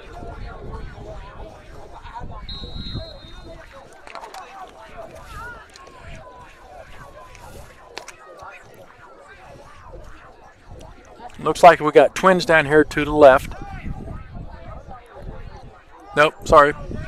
Got Fitzpatrick and Holyfield there, and twins to the top, Jewel and Sloan, and Richardson to the right. The give is, nope, it's going to be his own read, and May keeps it, and we got a flag, which could result, and it looks like could be a face mask. Let's see here. Rapp stepped up into, along with Yeah, he Carlson. did. Preston May with the quarterback. A lot of scrimmage. What is it? Face mask. Face mask, yeah. 5 yards against the defense, number 3. So it's a 5-yard penalty, which brings up first down and 5 for Tug. Incidental face mask, so it wasn't the big one, but still, when we had them thrown back for a loss of 5, they're going to pick up 5 on that. Why are you going to be first down and 5, the 25-yard line? Yeah, turning clock, 2:29 to go. Twins up on top, twins down below. Here goes Fitzpatrick in motion. May rolls to his right, and he's got Fitzpatrick out there alone, and he's going to be out of bounds at about the 42-yard line. So it's going to pick up a first down. It didn't have anybody underneath. So Fitzpatrick was able to get wide open on that motion. So first down and 10 at the 40-yard line. Trips down here to the left. Jewel, Fitzpatrick, and Holyfield. And we got Sloan up on top. Richardson to the right. Now they bunch tight trips over here. May takes the snap. He's rolling to his left. And Richardson picks it up. He's got some yardage, and he's going to get back close to the yard of scrim. So he picked it up, and I saw he had a little bit of yardage there on that. We was able to come snuff that out. That was Gunnar Carroll, I think, on that one. And Yeah, it was Gunnar Carroll again. Rolling on the field is a fumble by the quarterback, recovered by Tug Valley. Third down. That could have been big before the half. Yeah. Second down and 9. Ball's at the 41-yard line of Tug Valley. 1:41 to go in the half. And we're going to Tight trips right. May straight back this time. Oh, and he's get him. Oh, he took it away from him. No, we got it. Okay, timeout. Yeah, Caden Arnold. He picked it. Yeah, he did. Interception by Caden Arnold. And it stands. I thought for a moment he wrestled that ball away from when they hit. I thought so too. Good strong hands by. Nice job, Arnold. That's where the weight room pays off. That's exactly right, and that's where he got his daddy strength there. Sorry, Chuck. So after the interception with Caden Arnold, we're in Tug territory. Ball's sitting at the 41-yard line with 1:26 to go in half. We've got twins right, and we got a backfield with Rapp and Barb. Barb going to throw one here. Oh, And Barb gets the ball. He's going to get a little bit of room. If he can get to the outside, JD, I think he's got it. If he can keep going, don't look around. Kind of look back just a little bit to see who's coming up on him. Down on about the 1-yard line. So good run by Luke Barb. About a 39-yarder. 1:16 to go in the half. About to 5, Whitey. 5? Yeah. So it's going to be first and goal at the 5. First and goal. He kind of read it a little bit, hesitated, and then was able to get himself outside. Take your time here now. Yeah, I just let this thing. So we're going to the stick eye. Cosmore tops off the eye. Barb at fullback, Rapp at the up back. Two tights. That's Arnold and Eichelberger. And the give is to Barb this time, and he's not going to have any room.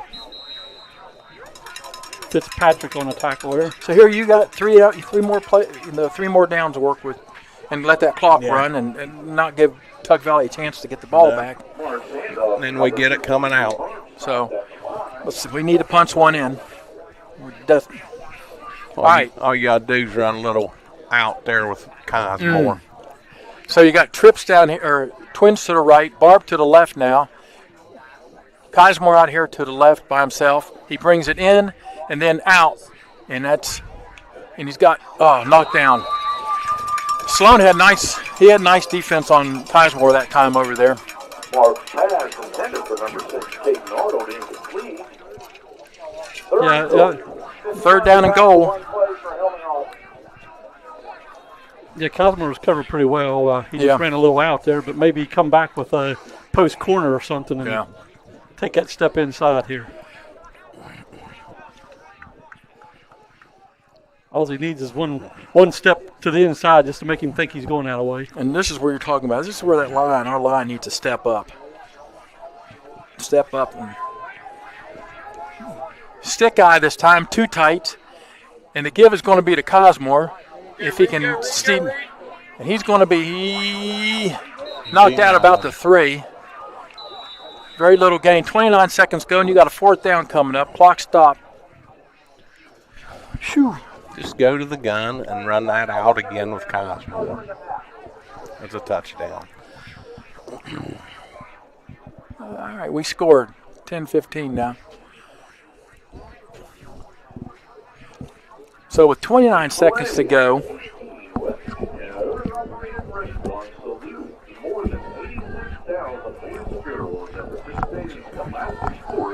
in our state. Chick-fil-A recognizes that participation in high school sports helps develop leadership and teamwork skills that prepare each participant for life. The same values that Chick-fil-A and your community share. Chick-fil-A, proud to support West Virginia high school sports.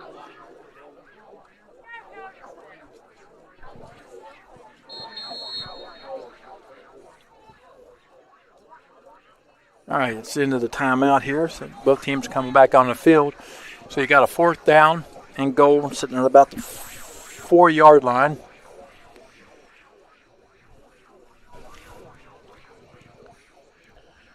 It looks like we're going to start out over here, JD, with trips. Let's see what they're doing. Looks like bunch trips. Let's see. Nope. Cosmore come down here on the bottom in a single set. Arnold and Eichelberger up on top. You got Barb and Rapp. Tug's going to take a timeout here, it looks like. Tug Valley. That'll be their second of the half. Tucker County still has 2. And all this strategy is happening in the Nick Carr red zone. Yes, it is. Been a lot of action in the red zone area.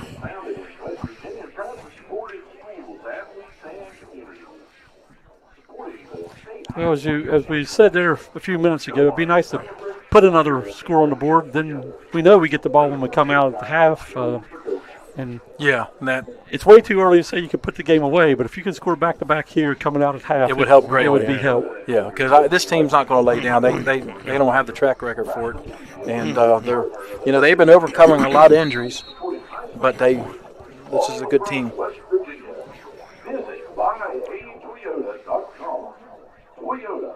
Yeah, they come off of a couple of tough losses, but again, they've come out today to play. And again, as you said, Coach, they're like Tucker. They play a tough schedule.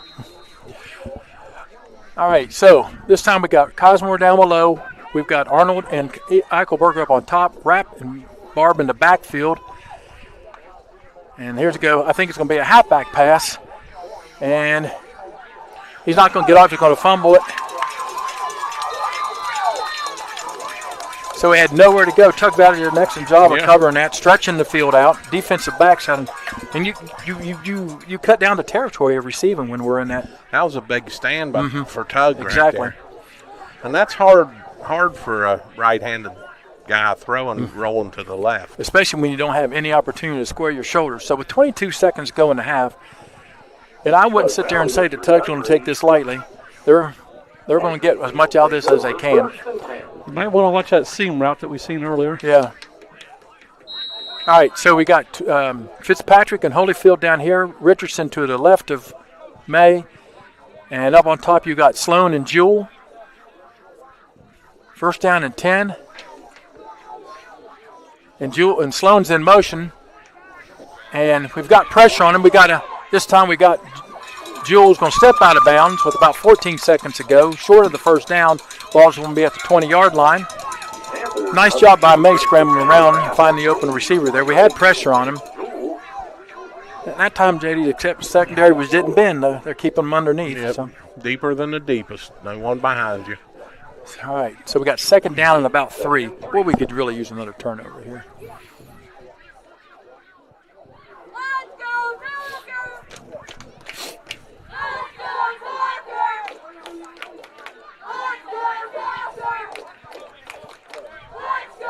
All right. Trips left, single right. May back to pass.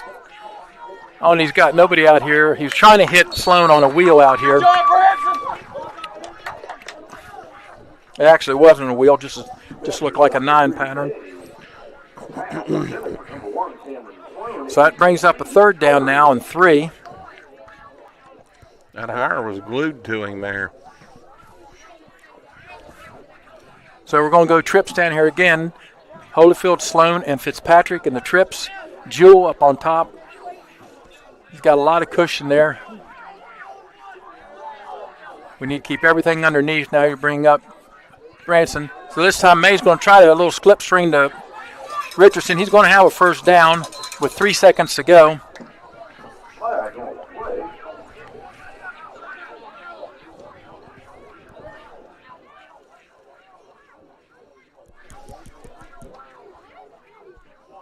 I'm blocking the back, was it, Jay?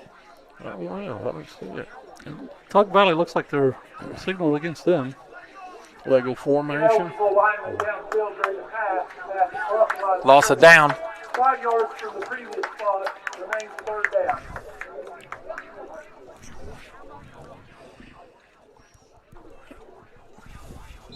All right, so with 3 seconds to go in the half, should be the last play of the half. You just got to keep everybody in front of us.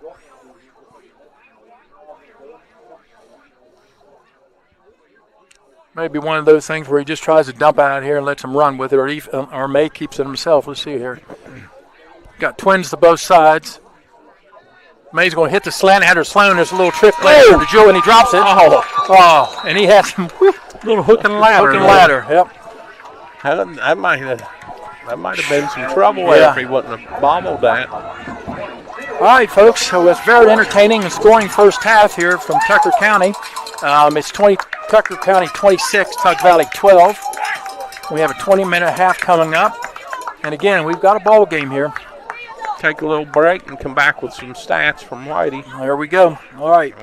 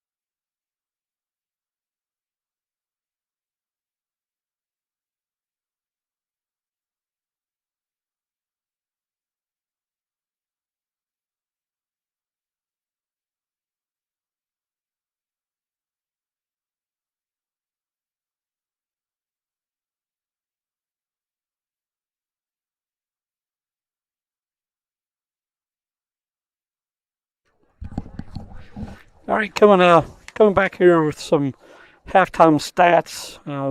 Rather even with yardage wise.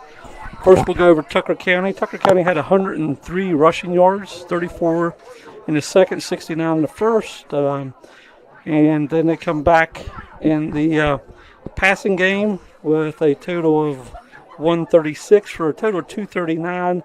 Only on 5 first downs, though. So the big play was Tucker's friend. 5 first downs? Only 5 first downs for Tucker. So, like I said, the big play seemed to be on their side. Tuck Valley comes in with only 23 yards rushing, but 199 through the air for a total of 222. And you can tell that that first quarter with the dink and doink, they had 9 first downs. So they was a little more of the not the big play like Tucker County was in the first half. Obviously, Sam Marks was responsible for the passing yards. The rushing yards for Tucker is spread out between Marks, Barb, Cosmore. And again, Tuck Valley really don't have a whole lot of rushing yards at this time. But it's been a very competitive first half.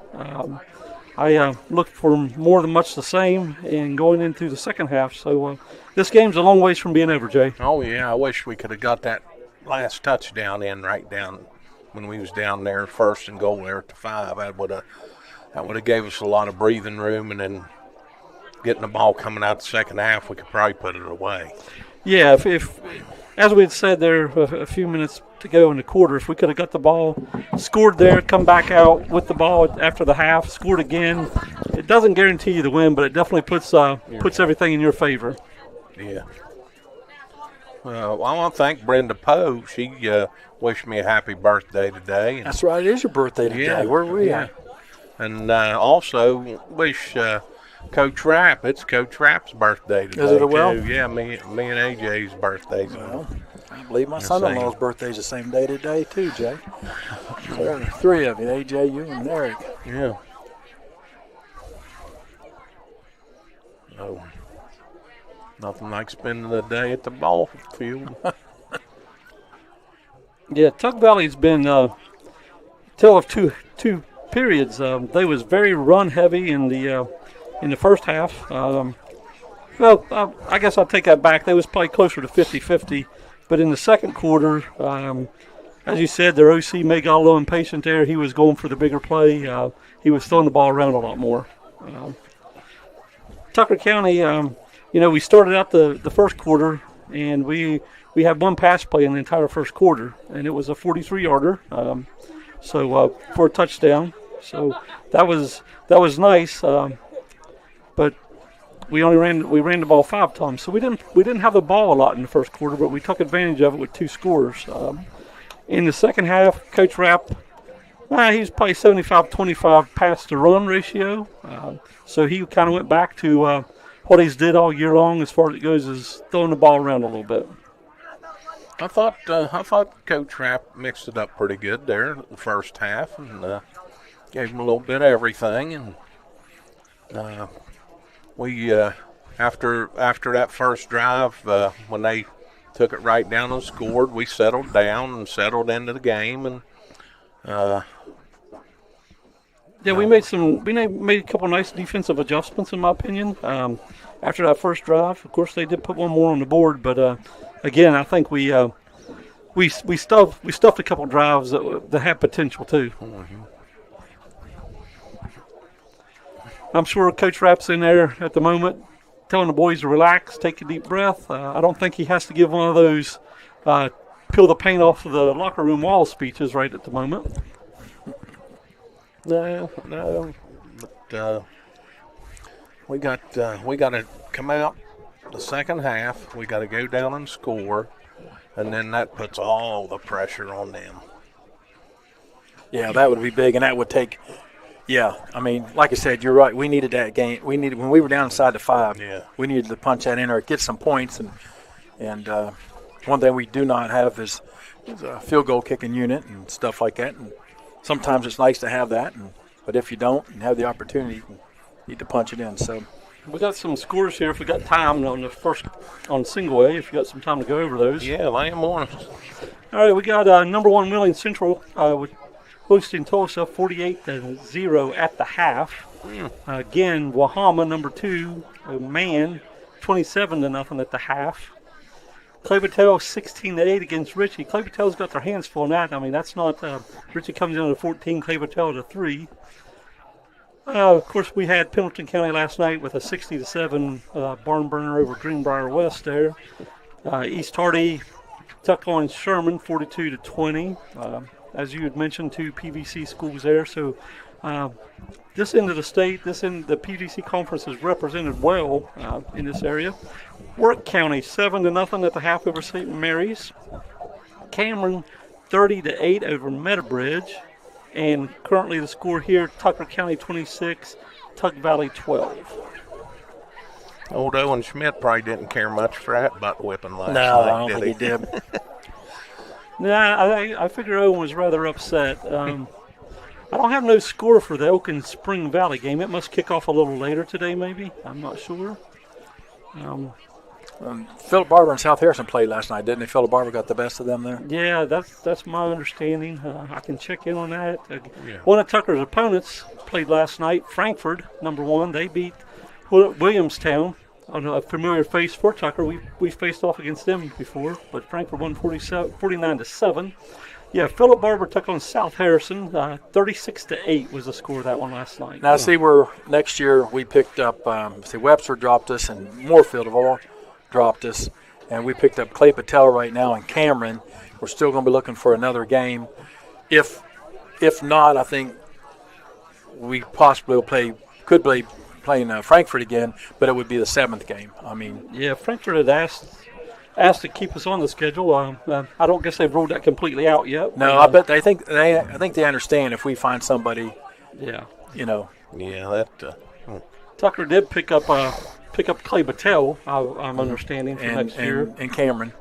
Yeah. I'm not sure. I don't understand the reasoning with Moorfield dropping us. That's become a long-time rivalry, good game, and my understanding is they picked up Pocahontas County. I'm not sure. You didn't pick up somebody there that's going to give you those double or triple A points. That you might have been looking for. You picked up another school that was basically the same as the school you dropped, and you definitely, in my opinion, you probably got a little longer drive. Maybe. Longer drive, yeah. That don't make no sense. So I would understand if they was, they're a double A school now, and if they was trying to get some more points by playing a double A school or playing a triple A school with the way the point system works. But trading a single for a single, I'm not completely sure I understand that one. Well, I kind of heard something on that, but you never know how true rumors are. No, there's always some underlying things to be considered.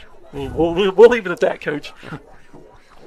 I'll try to dig up a few more scores here while you guys are waiting for we got Doddridge. They must have played last night. It's a final 52-7. That's an old opponent of Tucker's. Clay County 44-12. I remember we took that drive one time, didn't we, Coach?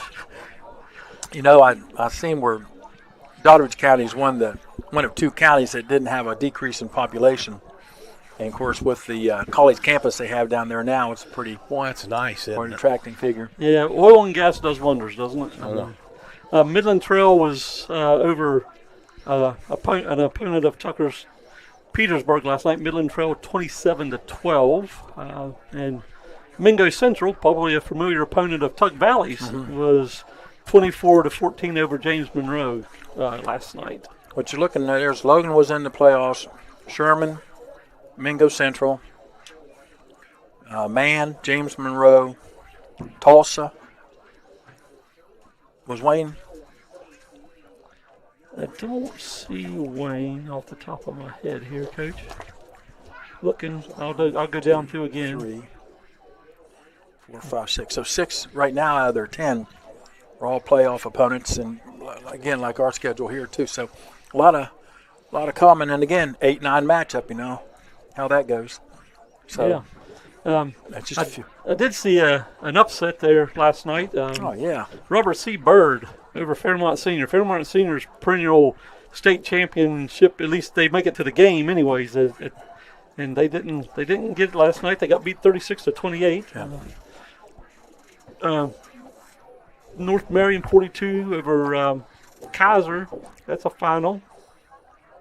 Just trying to hit some familiar faces here. We can go into Quad A, but I'm not sure we'll have too many people we know there other than Morgantown over Buchanan, 56-0.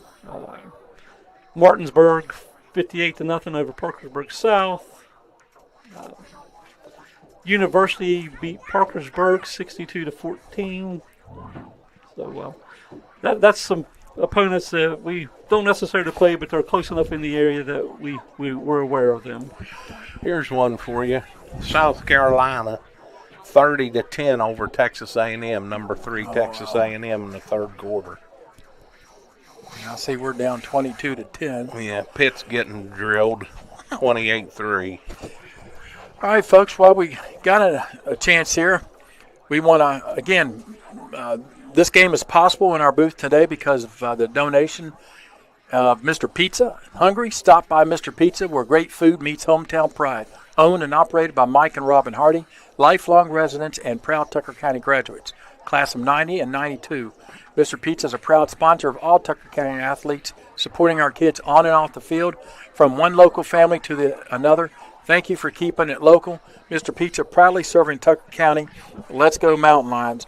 St. George Clinic, we thank you for the YouTube subscription, the camera, and keep it where there's no cost for anybody for Tucker County to watch football or basketball during the season. Appreciate that.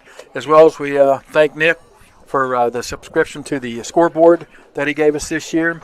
That is on your screen. And again, and then all the other sponsors throughout the season. There's a lot of them. We thank you. Thanks, Mr. Pizza, for the pizza today. It was good. It was excellent. Yeah, I mean, it gets to be a long day up here in the booth, and We even shared some with the Tug Valley radio crew, and they was plugging you on their radio broadcast. So. Yeah.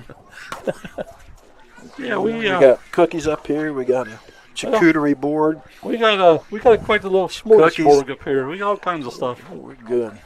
And plus our hot dogs to start the game off with. Yeah, but that was Tucker County Athletic Boosters. They do a nice job, and they take care of the field and everything. So they do a really good job. And real quick, I'm going to hit these sponsors from the SSAC because they are the SSAC. Thank GoMart, Hope Gas, the WVSSAC, West Virginia National Guard, the Health Plan, WVU Thomas Hospitals, Field Turf, and Chick-fil-A. Thank them for the statewide sponsorship. And you were saying why they don't do individual programs anymore. Why? My understanding is they don't do a print program anymore for these games.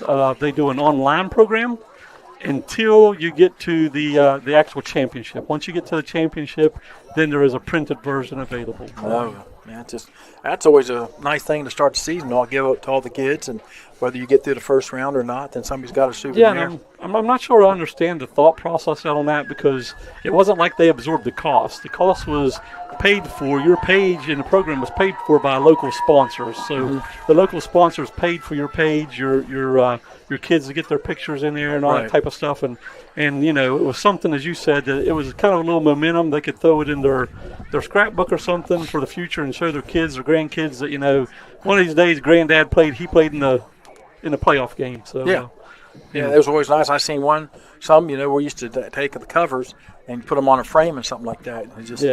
It was this is a nice souvenir. You hate to see it get away from it this early. Yeah, I guess we're in the digital world nowadays. Yeah. Well, Tucker's come back out on the field. They're over on the sideline starting to loosen up. Yeah, there's a lot of game left here, that's for sure. Well, just as easy as we put 26 points on the board in the first half, it could be the other way around. So we have to come out and not get back on our hindquarters and give up an early score or anything like that again. As you guys had said, we do get the ball coming out, so that's a big thing.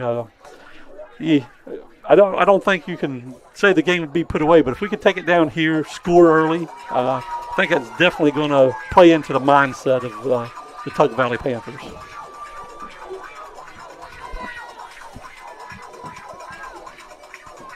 And I have to believe that we'll probably see much the same in this when Tug gets the ball back, as they did in their opening drive. They may go back to that, little underneath stuff, 4 or 5 yard passes, put the ball in the receiver's hand, let them try to make something happen.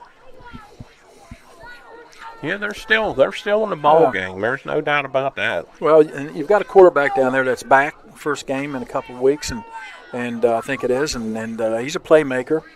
And we've talked about Sloan. So these are two athletes. A very athletic team, very athletic school. They're going to cut it loose this second half. They don't have nothing to lose.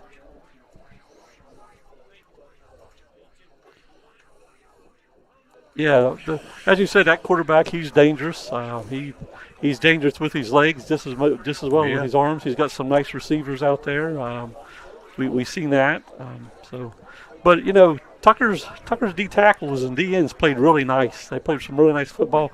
I could be wrong, Coach, but I didn't see a whole lot of blitz from Tucker as far as it goes as the linebackers. So that might be something that we pull out later on. But right now our line, Jay, is doing an okay job stuffing stuff out. Yeah, they're our D line's playing. They're playing well. Yeah. Crossland stepped up. Carr. Gunnar Carroll. I'm sorry. He stepped up today. Of course, we talked about Branson Hire. Yeah, Gunnar Carroll's had a nice first half. In the last 3 weeks, I've had the pleasure of being here in the booth with you guys, and Gunnar Carroll's a name, and Crossland's a name that we have called often in the last couple of weeks. So they've been very active players for Tucker, and it's one thing to have one that you got to think about or worry about, but having 2 D tackles coming at you like that's capable of getting in the backfield, it could clear the way if we can hold the lead. Tug Valley gets in a position where they got to throw the ball a lot. Then we start bringing, I think it was last week, we seen Eichelberger blitz a lot, and we seen Eichelberger come up the middle and make some nice sacks and quarterback hits. Yeah, I thought Gunnar Carroll looks like he's bigger than 188. Mm-hmm. He's 188 pounds. Crossland's 238. He's 6 foot 238. They both play bigger than they are. Mm-hmm. They're a lot to handle, and it's good to see those guys stepping up in a game like this when there's no tomorrow. If you don't win, you go home. Your season's over. No.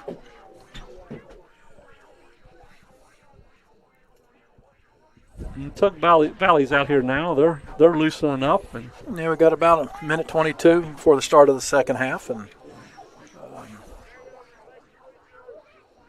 the rain has held off so far today. I mean, we're kind of overcast with some sunshine popping in and out, but the field looks like it's really held up well this year. Knock on wood, it kind of looked like the bulk of it was coming now back this evening or something. Yeah.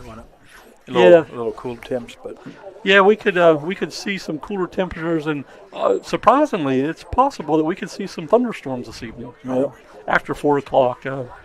I got a friend up in New Jersey that sent me some weather forecasts for this game time, and he said he looks like we're in the clear. Jim, if you're listening to us there from New Jersey, I appreciate all the weather forecasts you sent me this week to get the coaches ready to let them know what they was looking at. How'd Chase do last night, JD?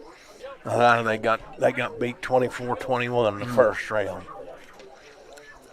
They had a good year. They was undefeated going in. Hello, my nephew, he was at a new school down in Charlotte. They were in the second round of their playoffs.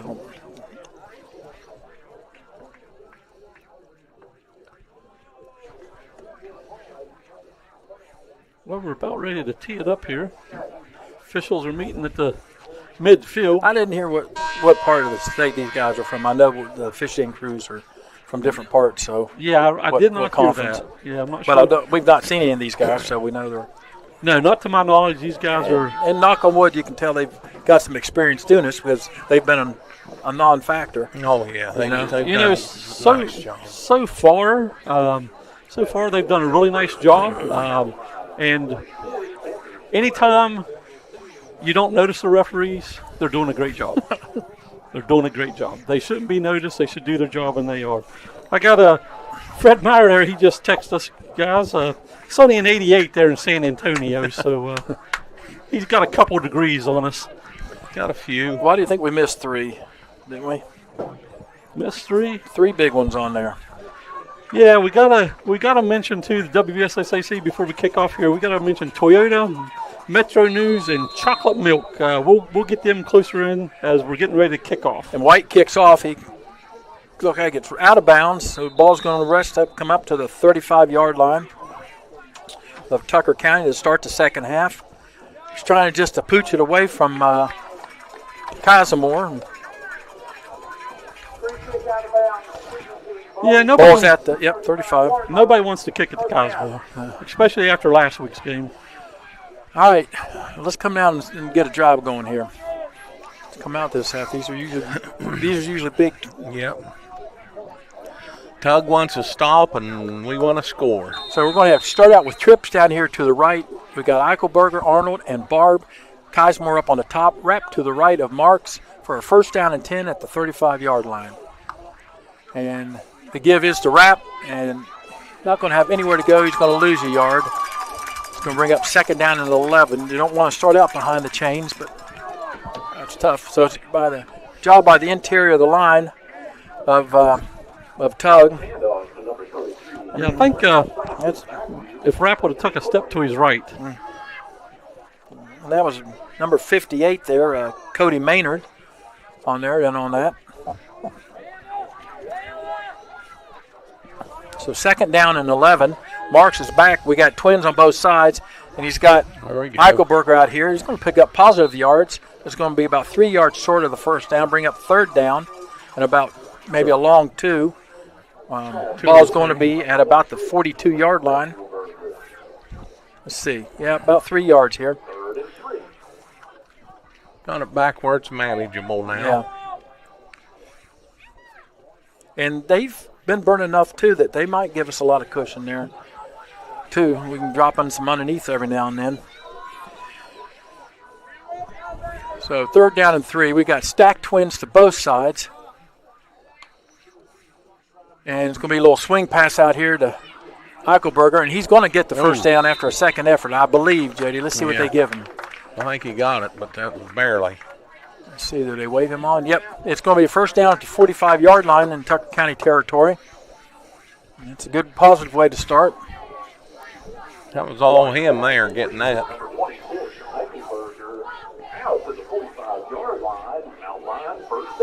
Now we can get some rhythm going. Get that first down. That makes it a lot better. Stacked twins to both sides. It's wrapped to the left of Marks. First down and 10. Marks is back to throw. Let's see what he's looking at here. He's got a pump fake. Got him. And he's got him. If he just, beautiful. Keep your feet. Good job. That's a horse collar. That's a horse collar. They didn't throw a flag, but I don't know how you can't call that. Yep. They're going to call him out of bounds at about the 16, 17-yard line. First down and 10 inside Tug territory. And, JD, we're at in the Nick Carr red zone. Sam get a little pump fake on there, and Caden stutter stepped and got that ball nice. Got some separation. Hands. Beautiful.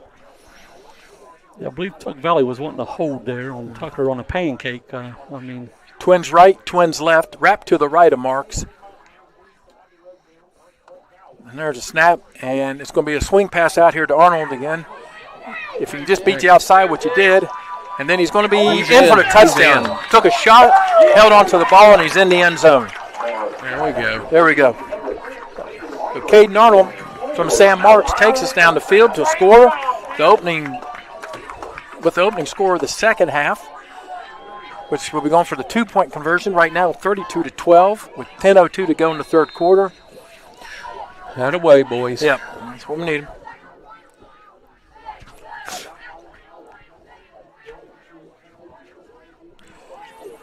So we got twins right, twins left, wrap to the left. Let's see what we do here for this one here. So they switch it up on the left side over there. What he does, he's got him wide open, and he is in. Just ran a little switch pattern there. Eichelberger's open for the catch. 2-point conversion, which they're big. And that's 34. Tug Valley 12. Tug Valley received a kickoff with 10:02 to go. That's exactly what we needed. Second half. Yeah, we had a 65-yard drive there for Tucker. You can see Tug Valley walking off the field, what that done to them. Some hands on the hips there, Coach, for sure, too. And our boys got to maintain that. Tucker Maintain focus. Tucker on 5 plays scored there, so it was a rather quick touchdown.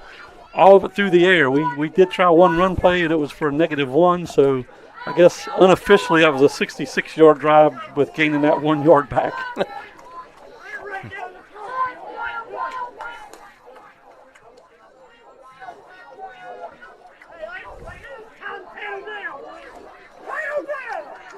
What? Again, the familiar, I want to hear it from Jay and Coach, hold your lanes, right? Yep. Yeah. Hold our lanes. Looks like Rapp's going to be kicking off. Oh, I'll have to change that. They moved Marks over. I thought maybe they're pulling Sam out for break, but it looks like Caden's going to.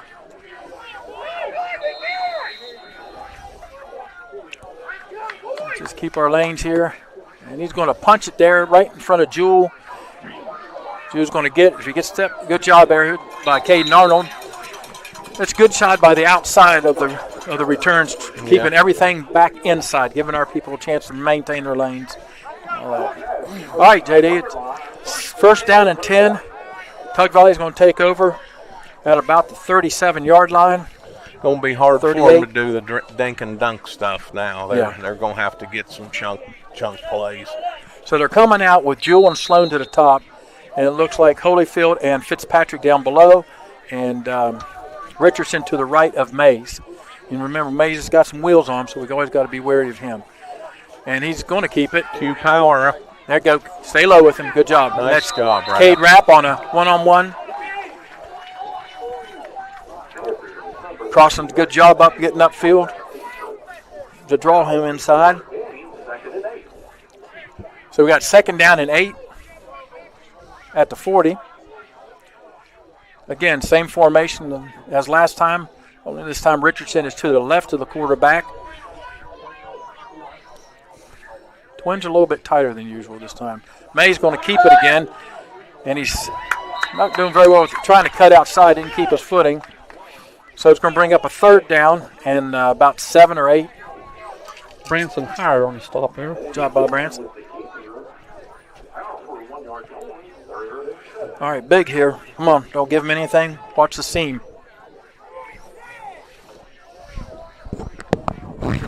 So we got twins again to both sides. Richardson to the right. Fitzpatrick comes in motion this time. Mays rolls to the right. He's sliding Fitzpatrick out, but Jules got a nice one-hand grab. Nice stop. So nice stop and plant.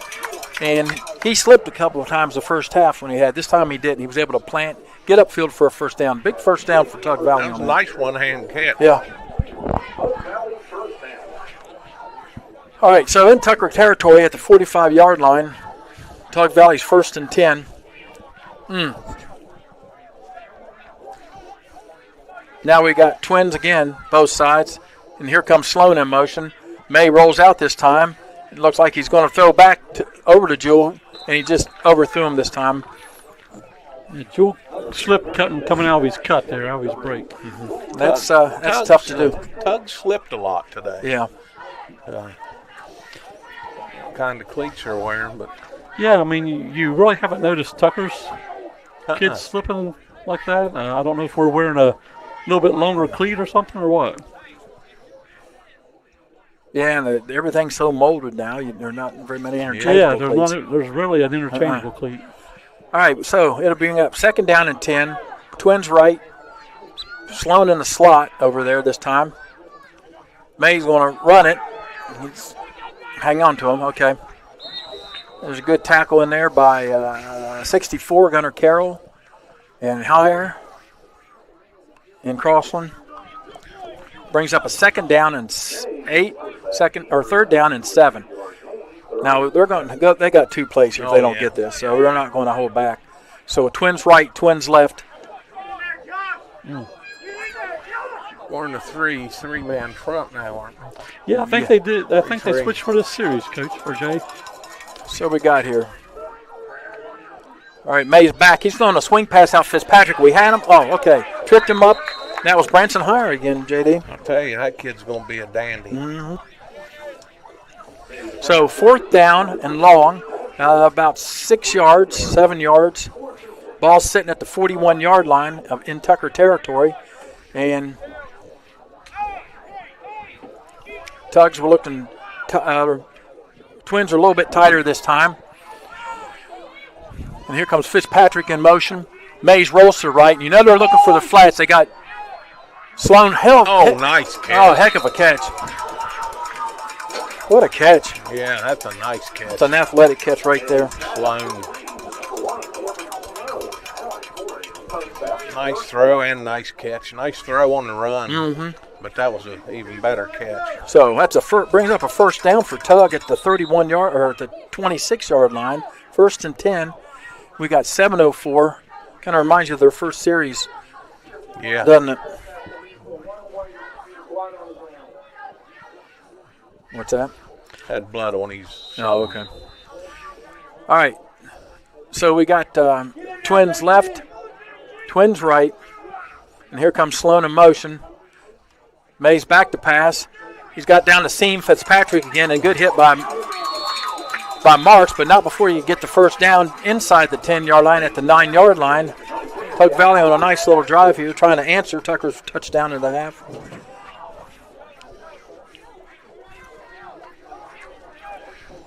That's a nice looking play there, too. So we got Fitzpatrick and Holyfield down below, and Sloan and Jewell up on top. Richardson to the left, and here comes Sloan in motion, and that usually means May rolling to the left, and he's going to be sacked. Good job. Who is that? That's Eichelberger that time. Which, you know, in seasonal stats, Eichelberger's credited with 71 total tackles and 5 sacks, JD, and this would be a 6th for the season. So he's had he's been on a lot of tackles, one of our leading tacklers in there. And Gunner Carroll was right there ready to help out if need be. So we got 2nd down and goal now from out on the 16, 15-yard line. And we got Sloan and Jewell up on top, Fitzpatrick and Holyfield, Richardson to the right.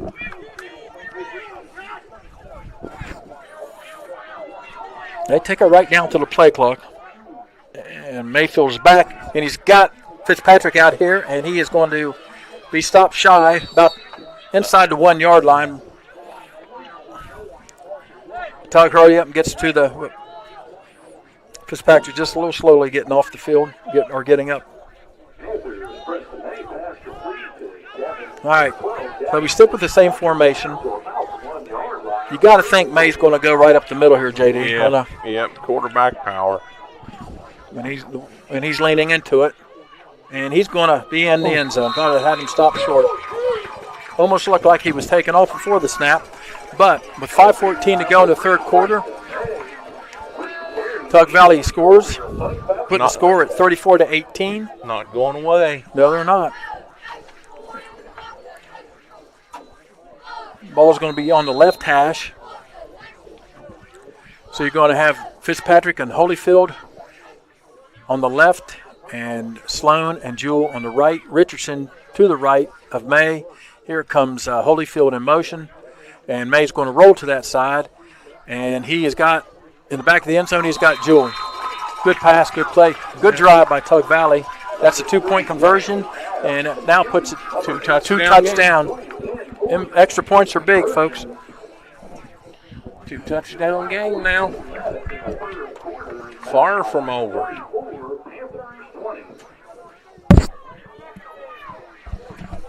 All right, so with 5:14 to go, it is Tucker County 34 and Tug Valley 20. A lot of game left, a lot of time left, a lot of game left.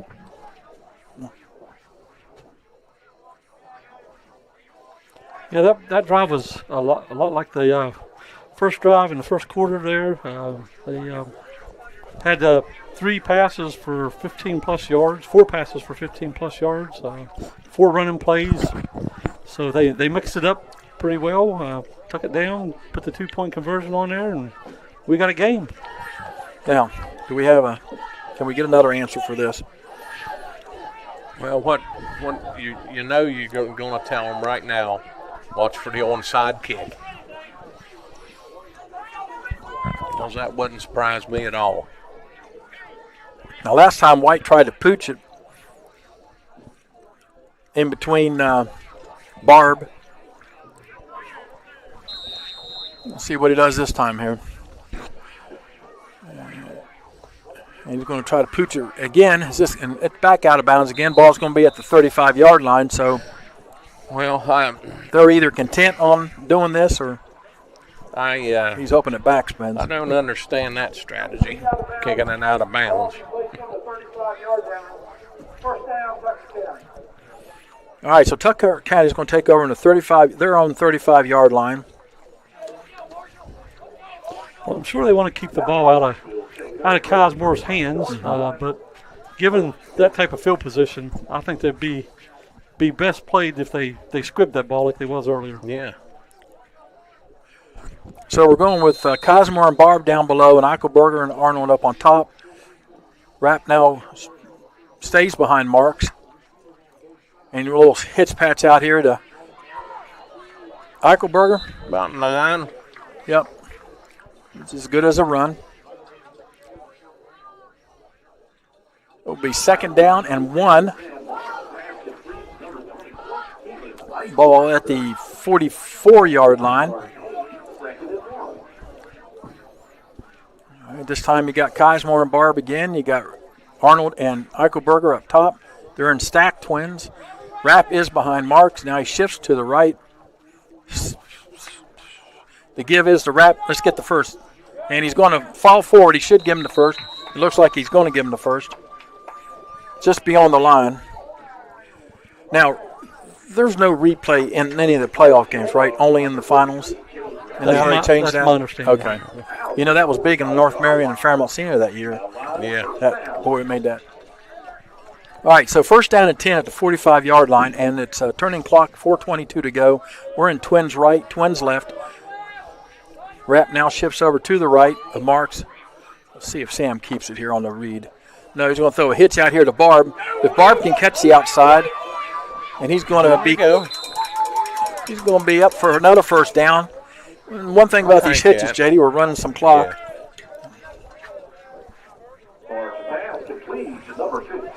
Yeah, we'll take that. Yeah, so we're in tug territory at the 49-yard line. I'm sorry, at the 44-yard line. 1st and 10.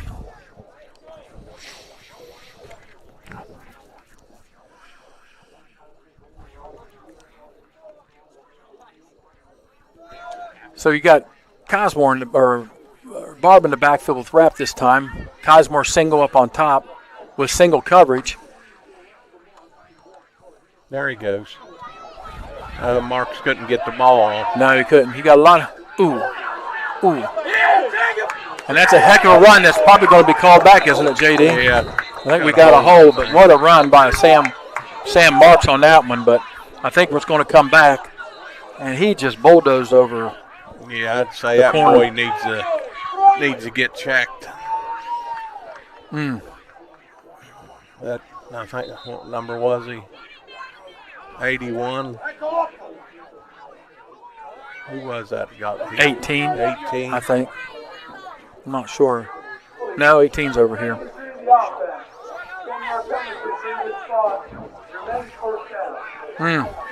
So, what about a 30-yard play going to be nullified? Yeah. And back into Tucker territory. Ball's going to be at the 41-yard line of Tucker. Be a 1st down and about 20. With 3:23 to go in the quarter. That stings a little bit. Now, such a good run by Marks. Mm-hmm. Yeah, we lost about 23, 24 yards on that with the penalty. Wow. All right.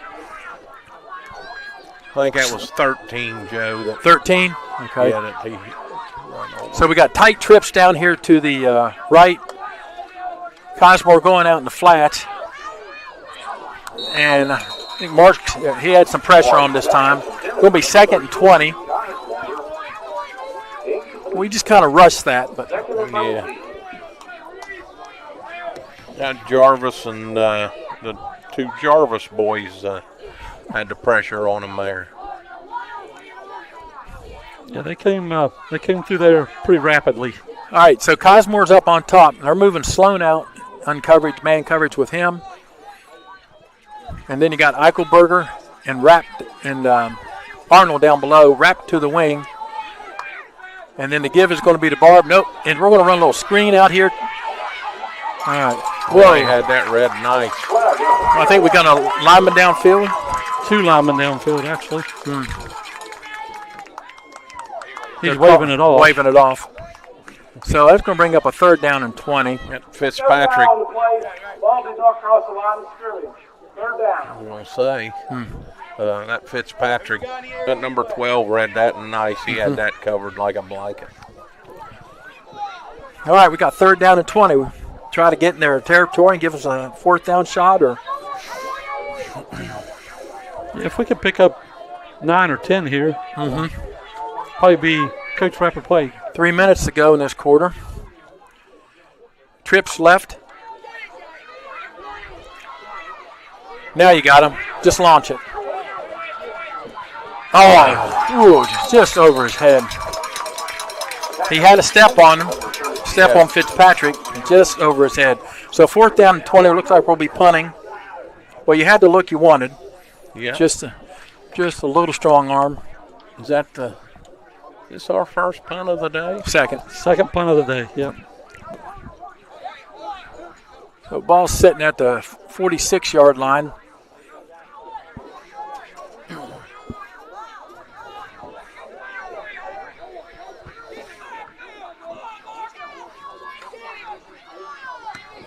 Nice punt, Sam. Yeah, punt. Go over his head. Now roll. Now roll. Now roll. Oh.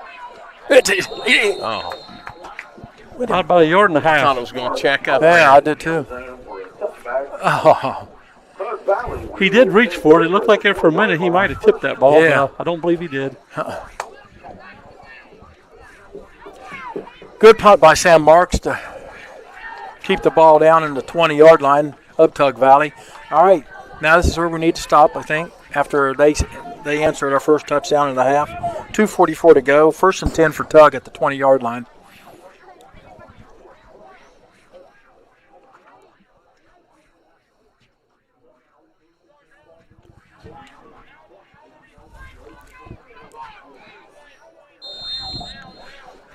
You got twins on both sides for Tug. Richardson swinging out to the right. He's got a little sidelines. He's out of bounds there. Watch it, Rat. Watch it. He just threw it. Are you serious? Kate gave him a little forearm check as he was coming out of bounds, and that guy was watching. So that's going to add 15 yards after about a 5 or 6 yard run. I don't think that was that much. That carpet's just slick right there. Yeah, it makes it look a lot worse than what it was, in my opinion. Rapp barely touched him. And it was kind of a carry-through of the play. After the play, dead ball, personal foul. Number 13 of the defense. The 15-yard penalty, foul. First down. So the ball's moved up to the 40-yard line of Tug Valley. 2:37 in the in the 3rd quarter. We got twins down here to the right, twins to the left. Fitzpatrick and Holyfield, Sloan and Jewell, Richardson to the right of May.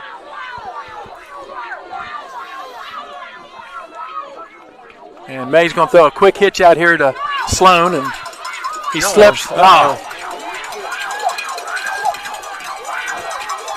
Knocked that ball loose if he's going to hold it out there. Okay.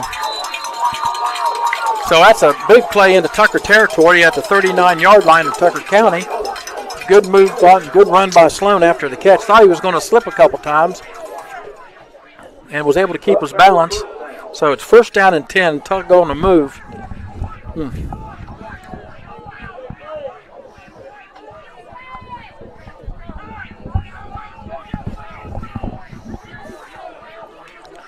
Need to stiffen now. Twins right, Twins left, turnover. May rolls to his right, and he's got Jewell out here.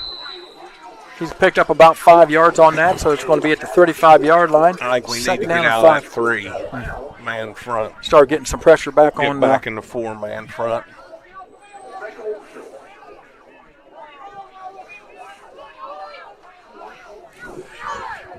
.204 to go in the quarter. Twins right, Twins left for Tug. Richardson to the left of May. May's going to take it this time. On the ground. Low snap, hit off of May's feet, and he was able to pounce on it. How big that been? All right, so it's a second down. Lost a yard, so second down and 6. Or third down and 6. Sunshine's back out again. All right, so you got Sloan and Jewell up on top, Holyfield and Fitzpatrick below, Richardson to the left.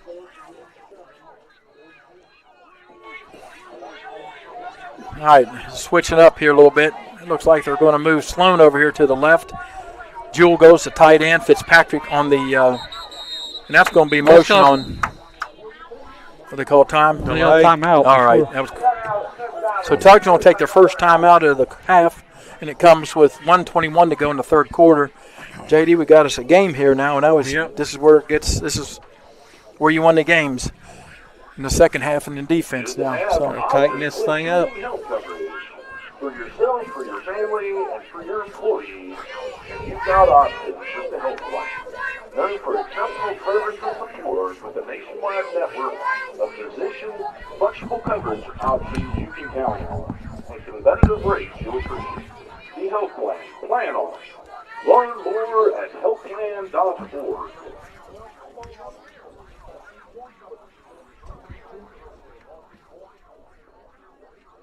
Reminder, after the game, there will be no fifth quarter at the Church of God in Parsons.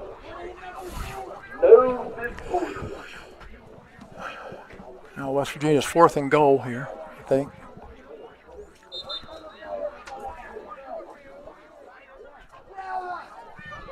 All right, so we're in the third down and about 6, long 6. Ball's resting at the 36-yard line in Tucker territory. Fitzpatrick and Holyfield, Richardson to the left. Now Sloan is at the wing back over top of Jewell. 2 downs here. Low snap again. May's take. He's got pressure. He's got to step up. He's got, and Holyfield and Jewell slips. Had him wide open there. Come on the comeback. He could have ran. He could have ran for the first down. You're right. Yeah. Whew. So now we got a 4th and 7. A lot of times they like to roll out here, bring guy in motion to trips. Let's see what they do here. So we got Holyfield and Sloan down here to the left.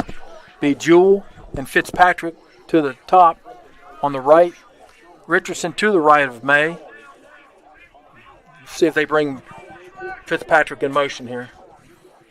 Nope, we're bringing Sloan back to the short side of the field. May rolls just a little bit. He's going to throw it back over here to Richardson. He's got some field. Can we stop him? He's going to have the first and more. He's going to be running out of bounds inside the 20-yard line, about the 19. That's a big first down for Tug Valley. So they've ran this play a couple times with success tonight, and once again they convert on it. We haven't had an answer for that one tonight. Crossing just didn't have enough in the angle to get him. So first down at the 19-yard line of Tucker County, Tug Valley.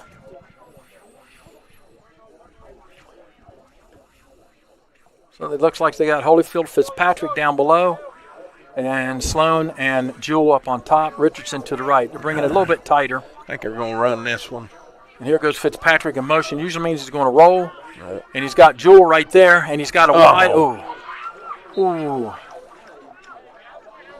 He was looking for Sloan, but just out over, well, was too wide on the throw, and Cosmore just almost had a beat on it.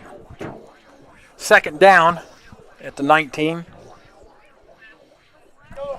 A minute to go in this quarter. This has been a long last 2-3. Seems like we get down that last 4 or 5 minutes, man. Yeah, it seems like that clock starts running backwards. I know. So second down and 10. Same formation as last time. Jewel a little bit short motion here. Now he stops. May straight back this time. He's got over the sneak. He's got a pick. Good. Reed Cosmore Big.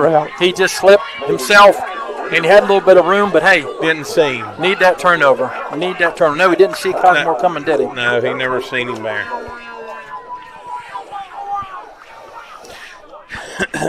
Well, we just need to get out of this hole a little bit, but couldn't come at a better time. Get a couple first downs here now. Give me a piece of pepperoni here. I'd take a little pepperoni time out there. Oh, I get a little nervous. Gonna have something to eat. First down at the 5-yard line for Tucker County. Twins on both sides. Now let's get the ball moving upfield. And his little swing pass out here to Cosmore. And he's going to have a little bit of room, maybe a yard or two. Not much. Now, you know, before long, we've ran this hitch here. About the last 4 or 5 times, we're going to get a hitch and go here for long. But down here is awful tough. Ball moved out to about the 7-yard line. And I'll be dang if West Virginia didn't get held up on 4th and goal. All right, so we got trips right. Eichelberger, Arnold, and Barb. Cosmore up on top. Got one-on-one out here with Cosmore and Sloan. That's been a heck of a matchup all day. Marks, and he's got the short. Oh, no. A little bit on the back shoulder. Yeah, a little behind him. Still could have caught that. Arnold's So just off the fingertips of Caden Arnold. he's a good enough athlete. He could have caught that. Bring up a 3rd down and 7. Been a tough catch, but he could have caught it. Need this first down here. Come on. All right. So Barb and Cosmore, Eichelberger and Arnold. Wrap to the left of Marks. Marks is back. He's going to launch it. He's got Arnold, and Arnold's got it. In positive. Hang on the ball, boy. Hang on the ball. Good job. There we go. Good job. And that's Into the 3rd. into the 3rd quarter. And that comes up to about the 45-yard line. Still on Tucker territory, but what a big play. About a 35-yard pass and catch when we needed it most. Yeah, take a little break here. Yeah, we'll spot it at the 43-yard line. Still in Tucker territory, but man, what a way I get out of that hole. Yeah, I was a little worried that we was going to end up punting from back there, and that was huge.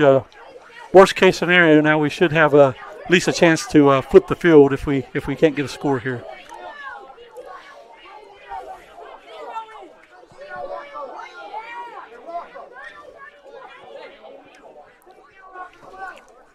The WVSSAC is proud to use Wilson footballs for athletes to perform their best. They require them. That's what Wilson has delivered for over 100 years. Wilson is the official football partner of the WVSSAC. Learn more at Wilson. All right, big quarter, JD. Beginning of the 4th quarter, Tucker County got a first down and 10 at the 43-yard line. And let's see how we approach this. I'd say Rapp will slow it down a little bit, but not much. We need to get another one on the board.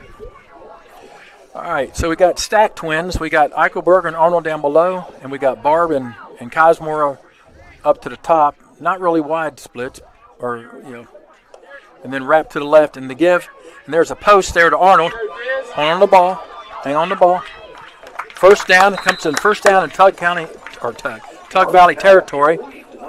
That ball's going to be at about the 43-yard line now of Tug Valley.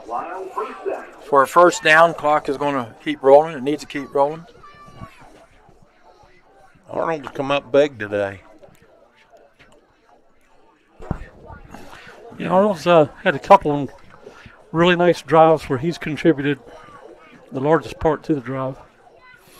All right, so we're going to go stacked twins on both sides again. Rapp setting behind Marks this time. He usually shifts over and he does to the right. They got that every time. And They want it. No, don't force it. Okay. I mean, he got rid of it and kept it low, but Can't afford to force anything here. So bring up 2nd down and 10. And folks, coming in the 4th quarter again, we've got to thank our booth sponsor again, Mr. Pizza, for everything he has done today to sponsor this broadcast, as well as St. George Medical Clinic and Nick Carr, Main Street Partners and Insurance Group. All right. We got a 2nd down and 10. We got trips to the top. Marks is back. He's got a little bit of pressure. Now he can either Run that. Yeah, got to run that. I don't know how this was missed here. Tug Valley, they grabbed Crossland's helmet and ripped it completely off of his face, and we didn't even throw a flag. And I'm not being biased here. It was definitely, he pushed the helmet right off his head. Yeah, I seen that too. Hands to the face up there. 3rd down at the 43-yard line of Tug Valley.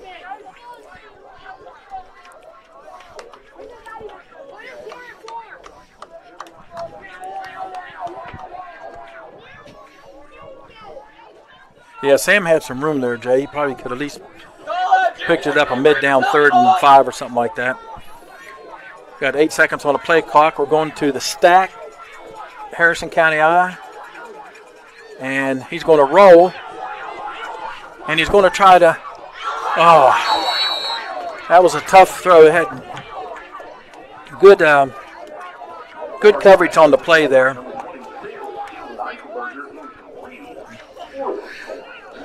Nice stand there by Tug. Eli Witt on the defense had a nice defense on Eichelberg on that. So we were trying to roll a few steps to the right and throw back to the left, and Tug had good coverage on that. Try to pin them down here now. Yeah, so it's 4th down at the 43-yard line of Tug Valley. Marks will be back to punt. And let's see what he does here. Tries to pooch, but Sloan's going to catch it. He's going to try to come to the left. Cosmore's keeping him boxed in, and with a heck of a tackle, Cosmore on that. He's going to pin him down at about the 11-yard line, back inside Tucker County territory. So good coverage by Cosmore. Nice punt by Marks to get him with a little hang time there to get coverage down there. So Tuck takes over. 1st and 10 at the 12-yard line. They're going to spot it. 10:59, beginning of the 4th quarter.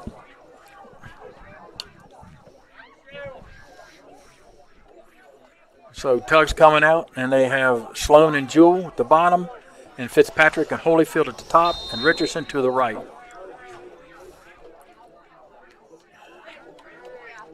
Sloan is in motion. May's going to roll to the left, and he's got Holyfield out here for the catch. Good job by Heyer and Caden Arnold on the tackle there. Caden with initial contact on that. About 6. So, big 2nd down and 4. Got Sloan and Jewell below, and Holyfield and Fitzpatrick. Fitzpatrick comes in motion. May's going to roll to the right. He's going to throw over the seam there. Holyfield missing tackle. Man, I tell you what, that boy's tough. He's going to be knocked out of bounds at about the 50-yard line. He gets the ball. He gets yards after the catch, that's for sure. So it brings up a 1st down right at the 50-yard line.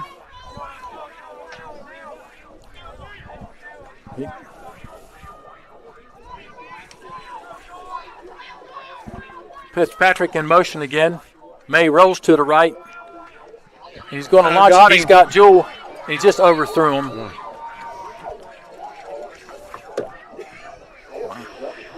Whew. 2nd down and 10 at the 50-yard line.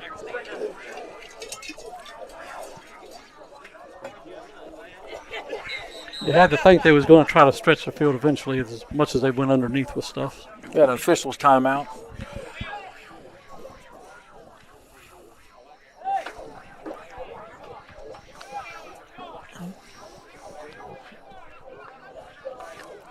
All right, so twins right, twins left again. Fitzpatrick and Holyfield, Jewell and Sloan down below, and Richardson to the right as of now of May.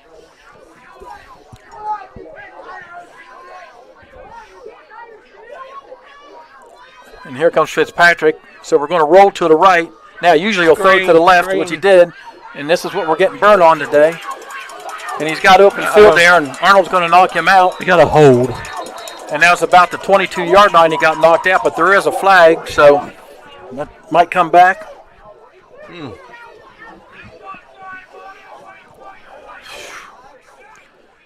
That would have been good for 25 yards if it stands, but I believe we got a hold.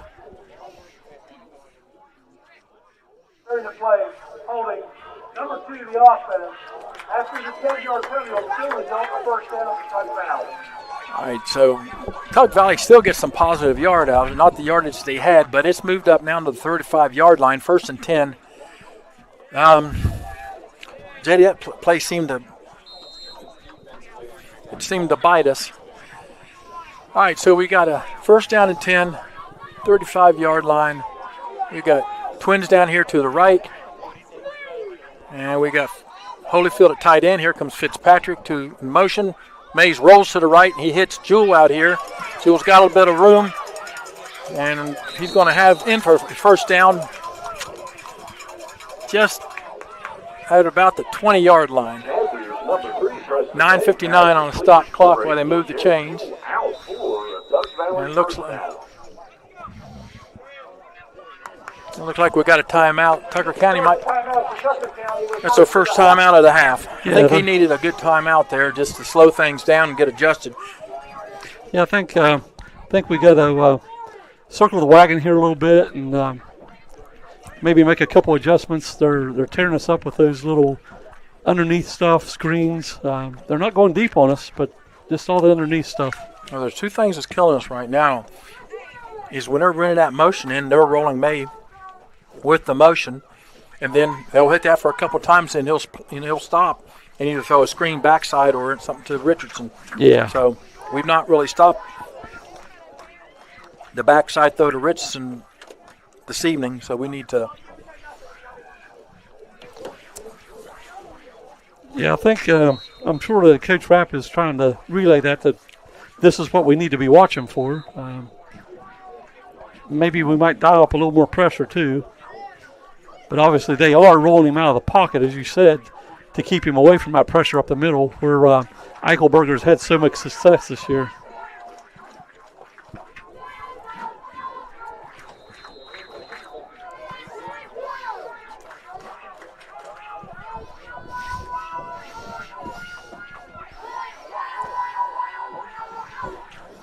Oh. He broke off his route. Yeah. He was wide open. Yeah, he broke off his route there, I believe. And he had Holyfield wide open on that. Brings up a 2nd down and 10. Maybe they had had 2 different ideas.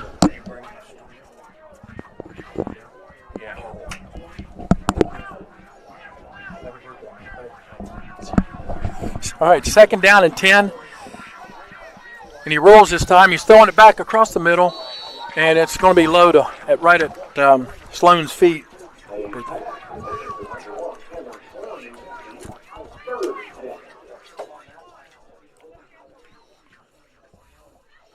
The birthday boys left the building there.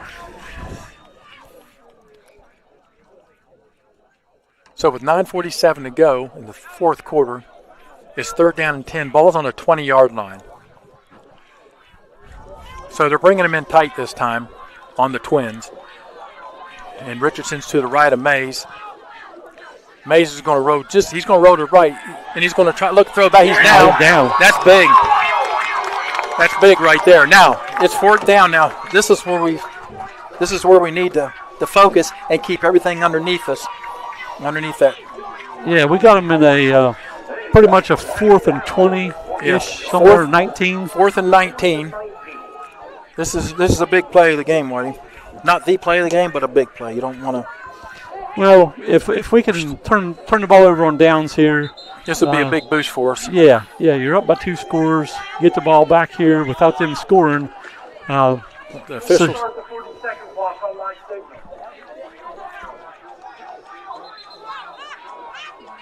I'm assuming the official wasn't pleased with the start of the clock. All right, Twins right, Twins left. Here comes motion with Fitzpatrick. Now look back, look back. He's going to launch it. He's got a wide open Jewel, and it's over his head. No contact, no face guarding. That was a 4th down play. Turnover on downs for Tucker. I don't see any flags. No flags there. Cosmore on the coverage. He did have a step on him, but again, you just had to have a perfectly placed ball, and it was off by a little bit. So it'll be 1st and 10. Ball's going to be on the 29-yard line of Tucker County. And this is where we need a good drive, White. This is where we need a good drive. And I want to, again, shout out to my partner, JD, on his birthday. He had to leave us, but he will be listening, I'm sure, these last 9 minutes and 4 seconds. So we're in a stack I, 2 tight ends. Let's get positive yards on this here. And it's going to be a sweep to Cosmore. He's got some room here. Keep yourself in bounds. He's going to get knocked out of bounds. We don't want to see that clock stop. I think we picked up a couple yards. Got to keep everything in bounds. It's 2nd down and long, though. 2nd down and 9. So yeah, we really don't want to see that clock stopping right now. No, we don't, because Tug Valley's sitting there with 2 timeouts left. Is that correct? Yeah, we both have 2 timeouts left, so we can get a drive here and force them to burn some timeouts. It's more beneficial to us. All right, so now we're back to stacked Twins on both sides. Wrap to the left to Marks. And they got a little pressure there. Got to get rid of it. No, Sam, don't. Good. I had to take a sack. Yeah, he did. Yeah, they brought pressure from the outside. Loss of about 11. Marks brought down in the backfield. Tug Valley, number 22. That was Richardson putting the pressure on there from the corner. And that is one heck of a loss now. 3rd down and 21. All right, if you can get some of it back, great, so we can get out of this hole. But that's tough when they brought the pressure. Well, you want Marks to make good decisions here, not try to force a ball. Gain anything we can and put ourselves in a good position to punt if we can't get this 1st down. So we got trips right, single left, and there goes Cosmore. If he can get some room back, it's good. So he's at least going to get back to the original line of scrimmage, out of bounds. And that clock stops again with 8:03. Yeah, you don't want to see the clock stop again, as we've said multiple times. No, that probably lost another 30 seconds here, keeping it 7. So 4th down and 11. Got some positive yards there that helps out. Gonna get a good punt here by Sam. We need good snap, good punt here is what we need. We need good coverage on here. And there's the kick, end over end, driving Sloan back. Now, right there's a block back. Yeah, that was an easy call there. Sloan's got some room here. We don't want to do anything goofy. All right, so that's coming back. Yeah, that was an easy call there. His numbers were to us, and so that's going to be back him up 10 yards from that, or 15. So that should put the ball somewhere about the 16-yard line if. He committed that one right in front of the official. I mean, there's no question on that one.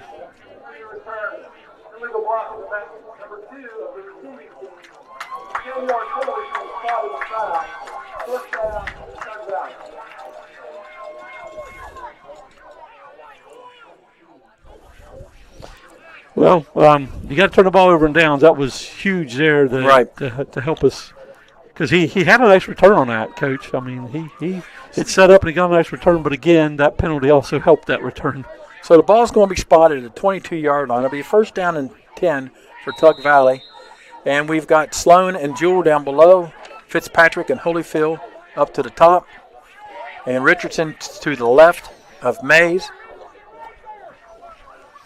Now he'll move Richardson up on a wing. Then he's going to bring Fitzpatrick over to the other wing. And he's going to look to roll. Come on. Don't hold him. Oh, no. Oh! Almost intercepted there by Branson Hire. Good job to recover by Branson. We seen our blitz there, Keelan Eichelberger, come in, Yeah. and he put some pressure on. He's got a little bit of wheels there. He comes quick. Yeah, and like we said before, Keelan's got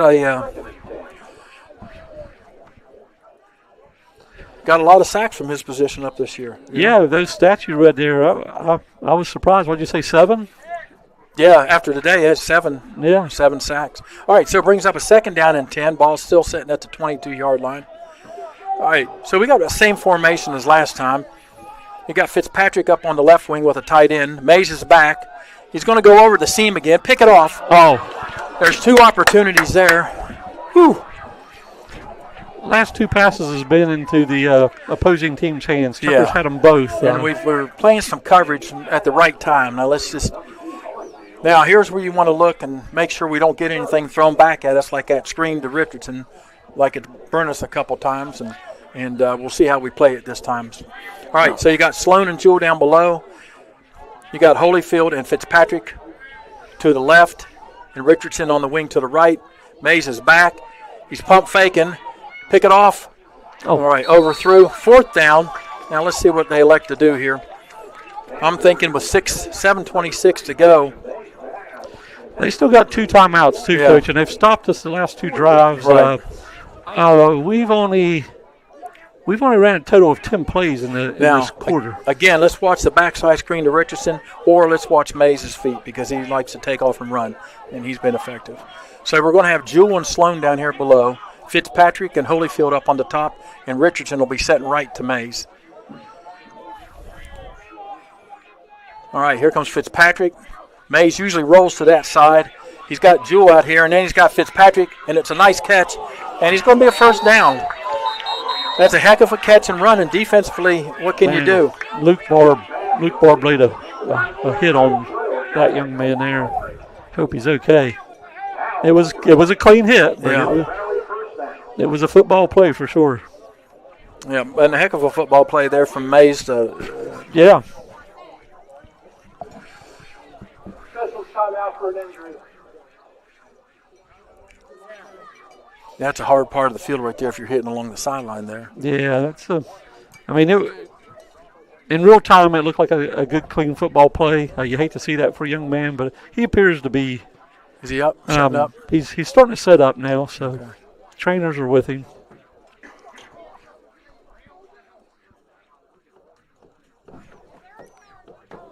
A lot of game left, White. A lot of game left. Yeah, there's plenty of time. You got 7:20. They're only down by 14. They got 2 timeouts. As I was saying a few minutes ago, we haven't put together a sustainable drive this quarter at all. So that's that's big. And not only have we not put together a sustainable drive, we've been out of bounds on a lot of plays that stop the clock. That you'd like to see that clock continue to run. Well, he's drinking some fluids, Coach. He's setting up.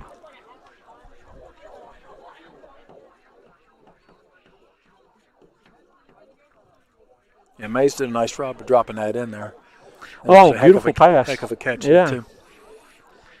The problem is, as you know, sometimes those heck of a catches lead you in a open position. Yeah. You're very vulnerable to the defense. Speaking of heck of a catch, did you watch Sports Center this morning and that kid from Utah, the high school kid from Utah, single-handed catch? It was something that you don't see on Saturdays and Sundays even.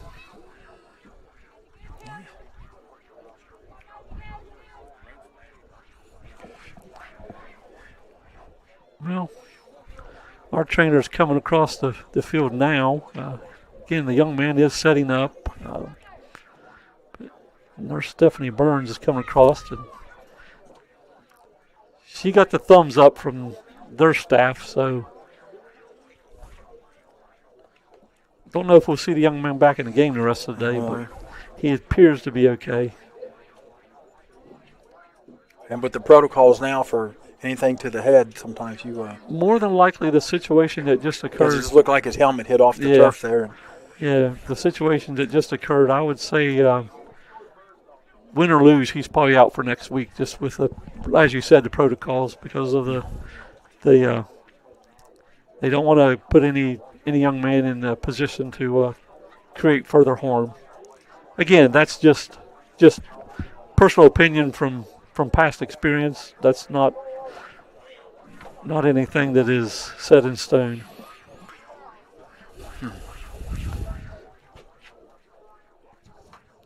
We've got a minute still here. Tuck Valley in the third quarter, they put up 86 yards through the air, 13 yards on the ground, and a touchdown and a 2-point conversion. Tucker in the third, young man number 12. Fitzpatrick. He's had a heck of a game today. Yes, he's played well. And they're checking him out, and like I said, they'll evaluate him.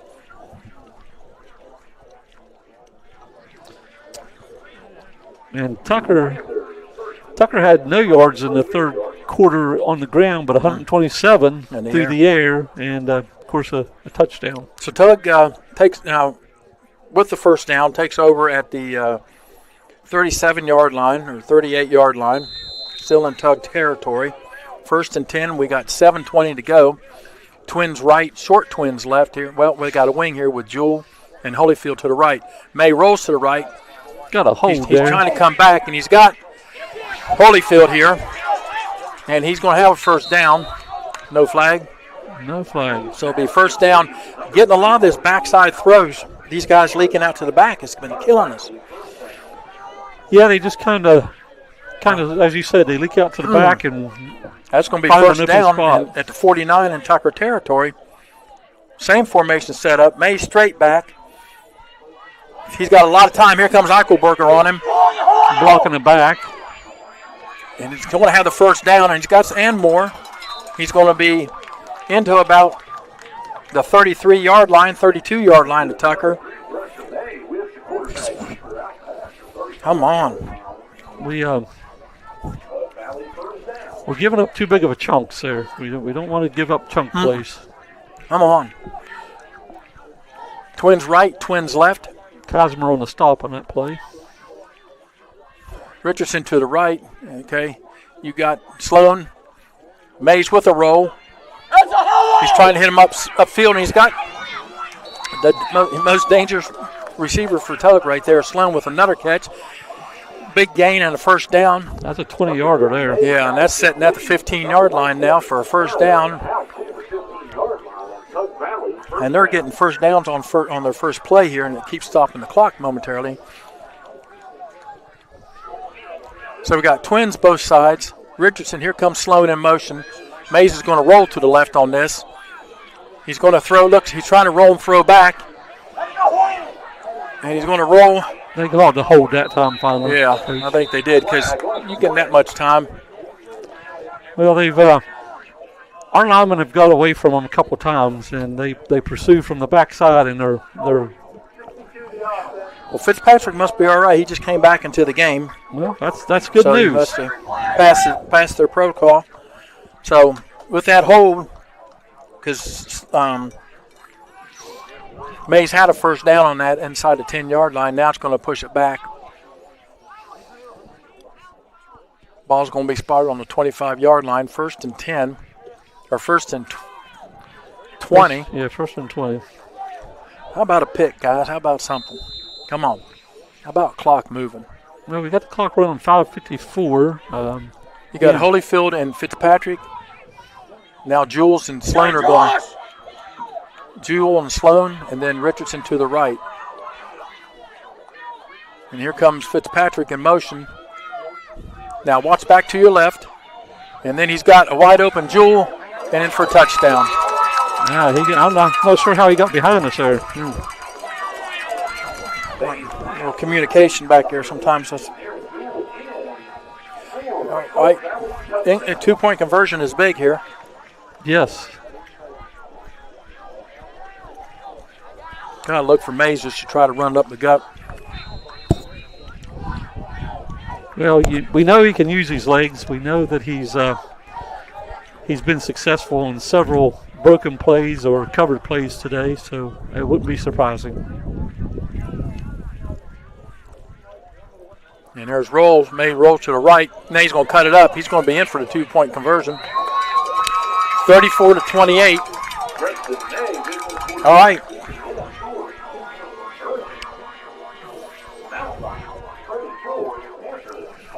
So Tug Valley on the 2-point conversion by Mace after the touchdown pass to Jewell. I've cut it now to 34-28.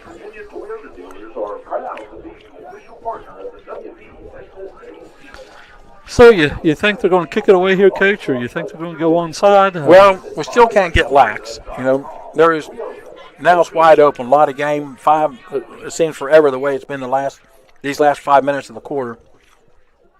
What we need to do is to be able to. We got to get first downs. We got to stay in bounds. Yeah, definitely. We want to stay away from that sideline. As you just said, we need a few first downs. If we want to keep passing those dink and dunks, that's fine. Just stay away from that sideline. Yeah, we can get it. And then if it's open again and hit the big one, it's there. We've shown that we can do that. We're not saying get conservative. We're just saying stay in bounds. Force them to use a timeout. Yeah, run the clock. Kind of like it was against Hampshire. This is kind of the moment we're in now. Yeah. They've never went away this game, but they've been here the entire time. We've had to deal with it. We've never been able to pull away completely, so we definitely need to get a sustaining drive here and run that clock off. And I mean, obviously you want to score. Right. That's an offside. Oh no! That's what we didn't need. Oh, did we get it? Looks like Crossland came up with it. All right. Which sets us up in nice field position. He was trying to let it go, and it nailed him in the leg. And, hey, we've had good field position all day. One thing we got to do this time is take advantage of it and get first downs. And I don't know if they were trying to I don't know if they were trying to onside it or just to squib it through. Yeah, it was kicked awful hard for an onside, so I think they was trying to bust it through. And Carlson's just trying to get out of the way. Yeah, he definitely just couldn't. Yeah, he definitely wanted to get away from it. All right, so we got single down here with Arnold, twins up on top, Cosmore in the backfield with Rapp.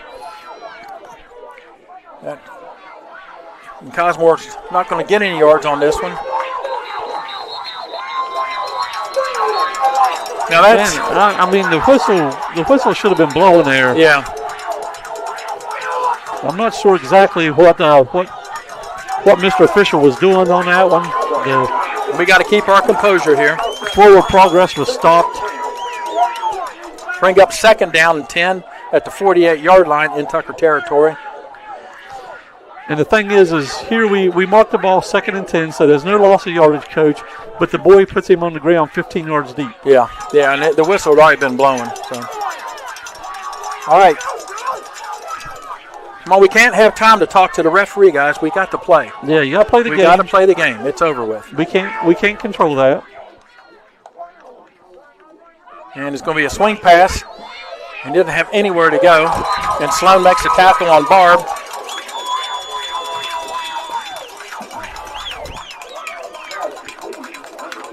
We're starting to get a little frustrated, and they've got a little momentum. We've got to calm down. I hate to see us take a timeout, but yeah, we might need those timeouts, but we do. This is a big 3rd down. Mm-hmm. I mean, you're midfield. Tuck's feeling a little momentum switch at the moment. Tucker needs to do something to switch that back over. We knew they wasn't going to go away. No, absolutely not.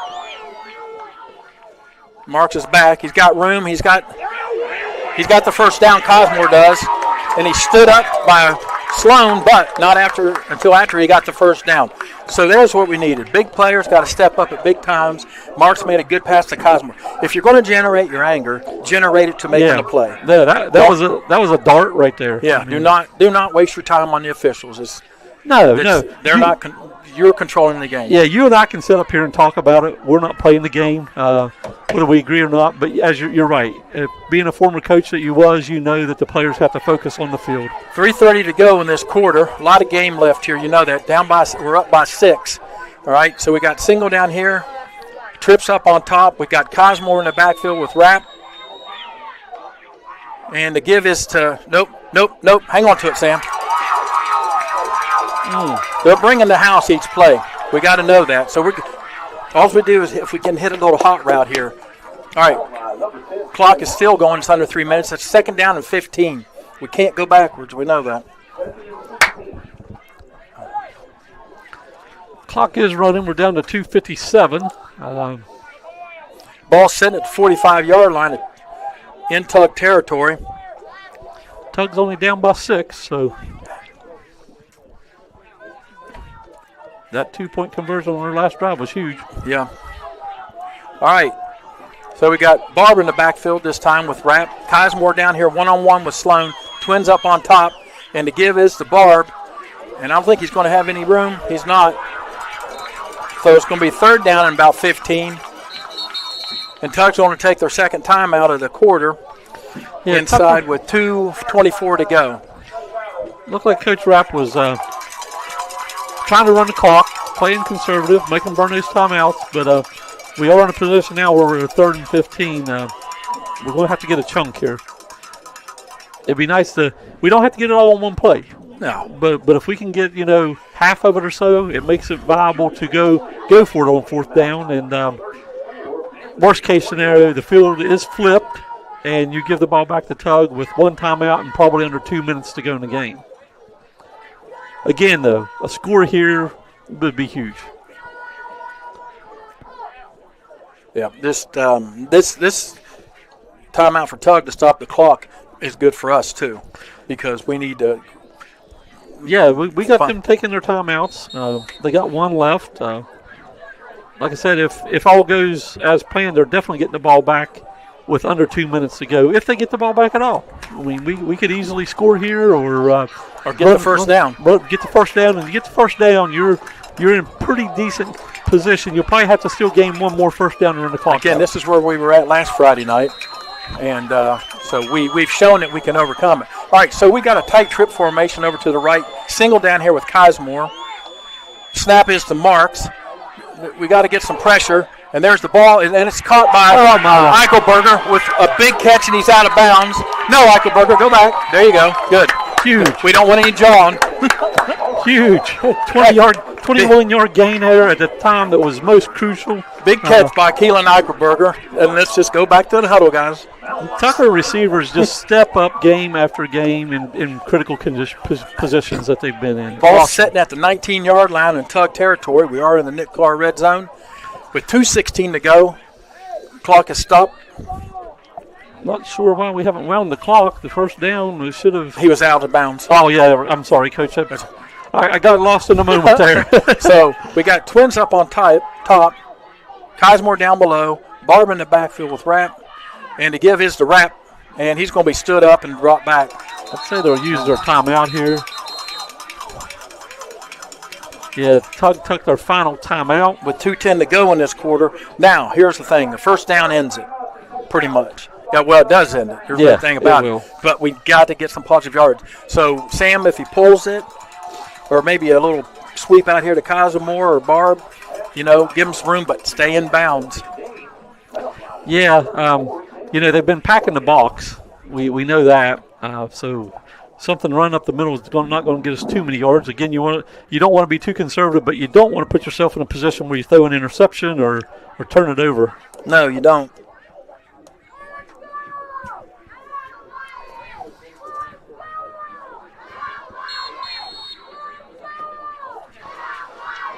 Coach Rapp and the crews over there drawing something up.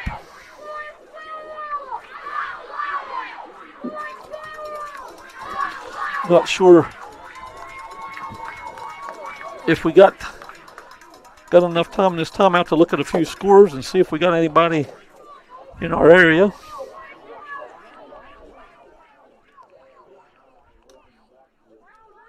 That has went final yet. I think most of them probably about the same as us. They started in the same time, so. All right, so we got a second down and 12. Ball's back at the 22-yard line. We got Twins down here to the right, Twins to the left. Let's see what Sam does on this one. Rapp shifts over to the right side.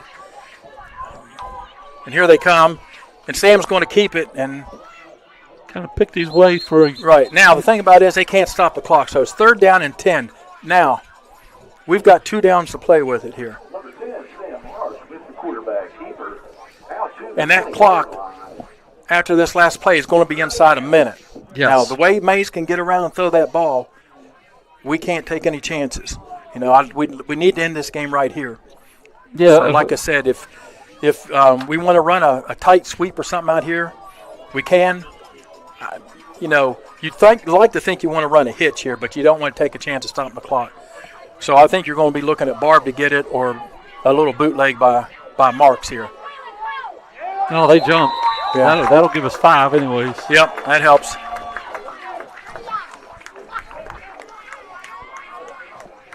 All right, so that brings up a 3rd down and about 7 now. 6. Come on.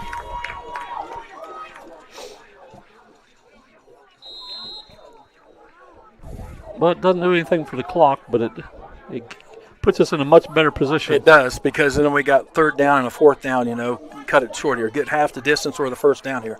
1st down ends it, folks. I was going to say, when are they going to wind the clock here? They are. Yeah, they just now wound it, but don't rush it. Don't. got 10 seconds, 7 seconds to get the play off. I think Rapp may be going to use a timeout here. This hurts us. I don't know what they're. Well, maybe no. He just ran it down. Well, All right. 2. I thought there was a confusion on the play clock there, but Well, okay. I'm not sure why the official. It just looked like a lot of confusion that we didn't have to take it, but Yeah. was the main clock. It was running. All right, so you got you got to get some forward progress here. 1:02 to go, 3rd down. Yeah, Wheeling Central is 51-6 on Tulsa. Wahamas 40-22 on Mayan. Clay Battelle 36-8 over Ritchie. These are all 4th quarter scores. Word is in an upset position, 27-14 over St. Mary's. Cameron 46, Meadowbridge 8, and of course Tug Valley were here at 34-28. All right, folks. So with 3rd down and about 6, with 1:02 to go. These are the 2 biggest plays of the games, or could this be the biggest play if we can get a 1st down, because that ends the game. Yeah, if you get a 1st down here, it's a nil situation. Just nil the ball. But again, looks like we got a long 5.5 yards to get there. So we move Kazimore in the backfield on this one here with Rapp on the left.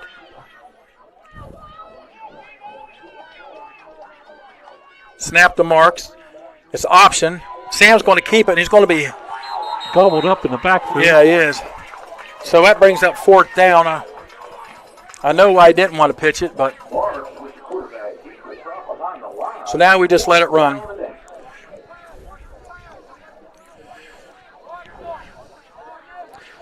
Yeah, playing a 4th and 6, 4th and 7 situation here. You know Rapp's going to spend the last timeout.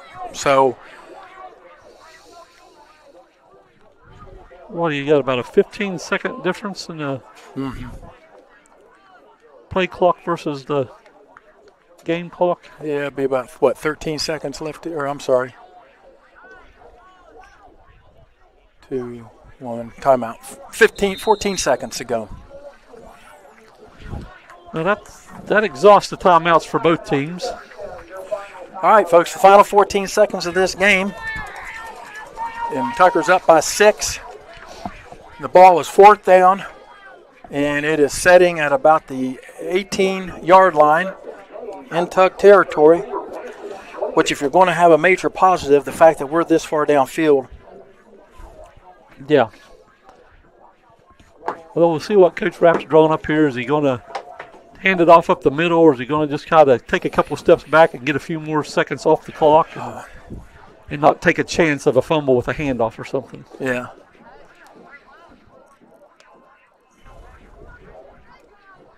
It looks like there'll probably be enough time on that clock to allow one play for Tug Valley currently. We'll see.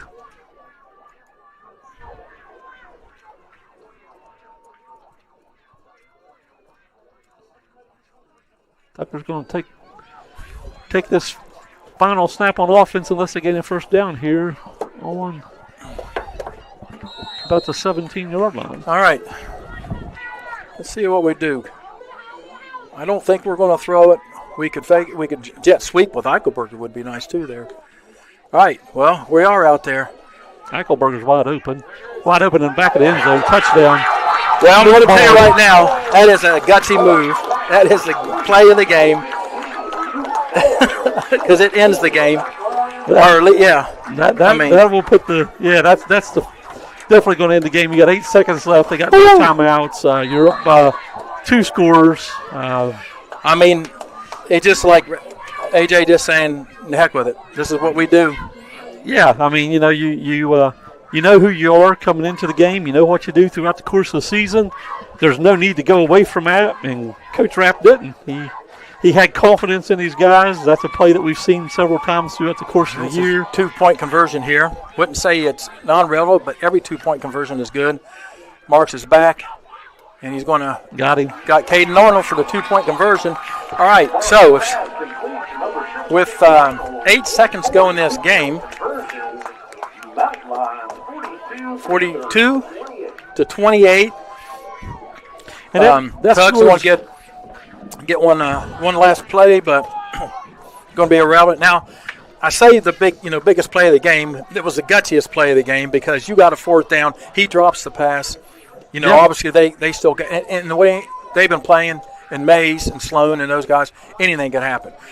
One of the plays of the game at the end there was getting that first down, Eichelberger getting that first down over here from Marks, because when we're down here in the middle of the field, that was huge. Yeah, that was a 21-yard pickup on a 3rd and 15 for the first down. That put us in a position where we could set up that touchdown drive, that touchdown score.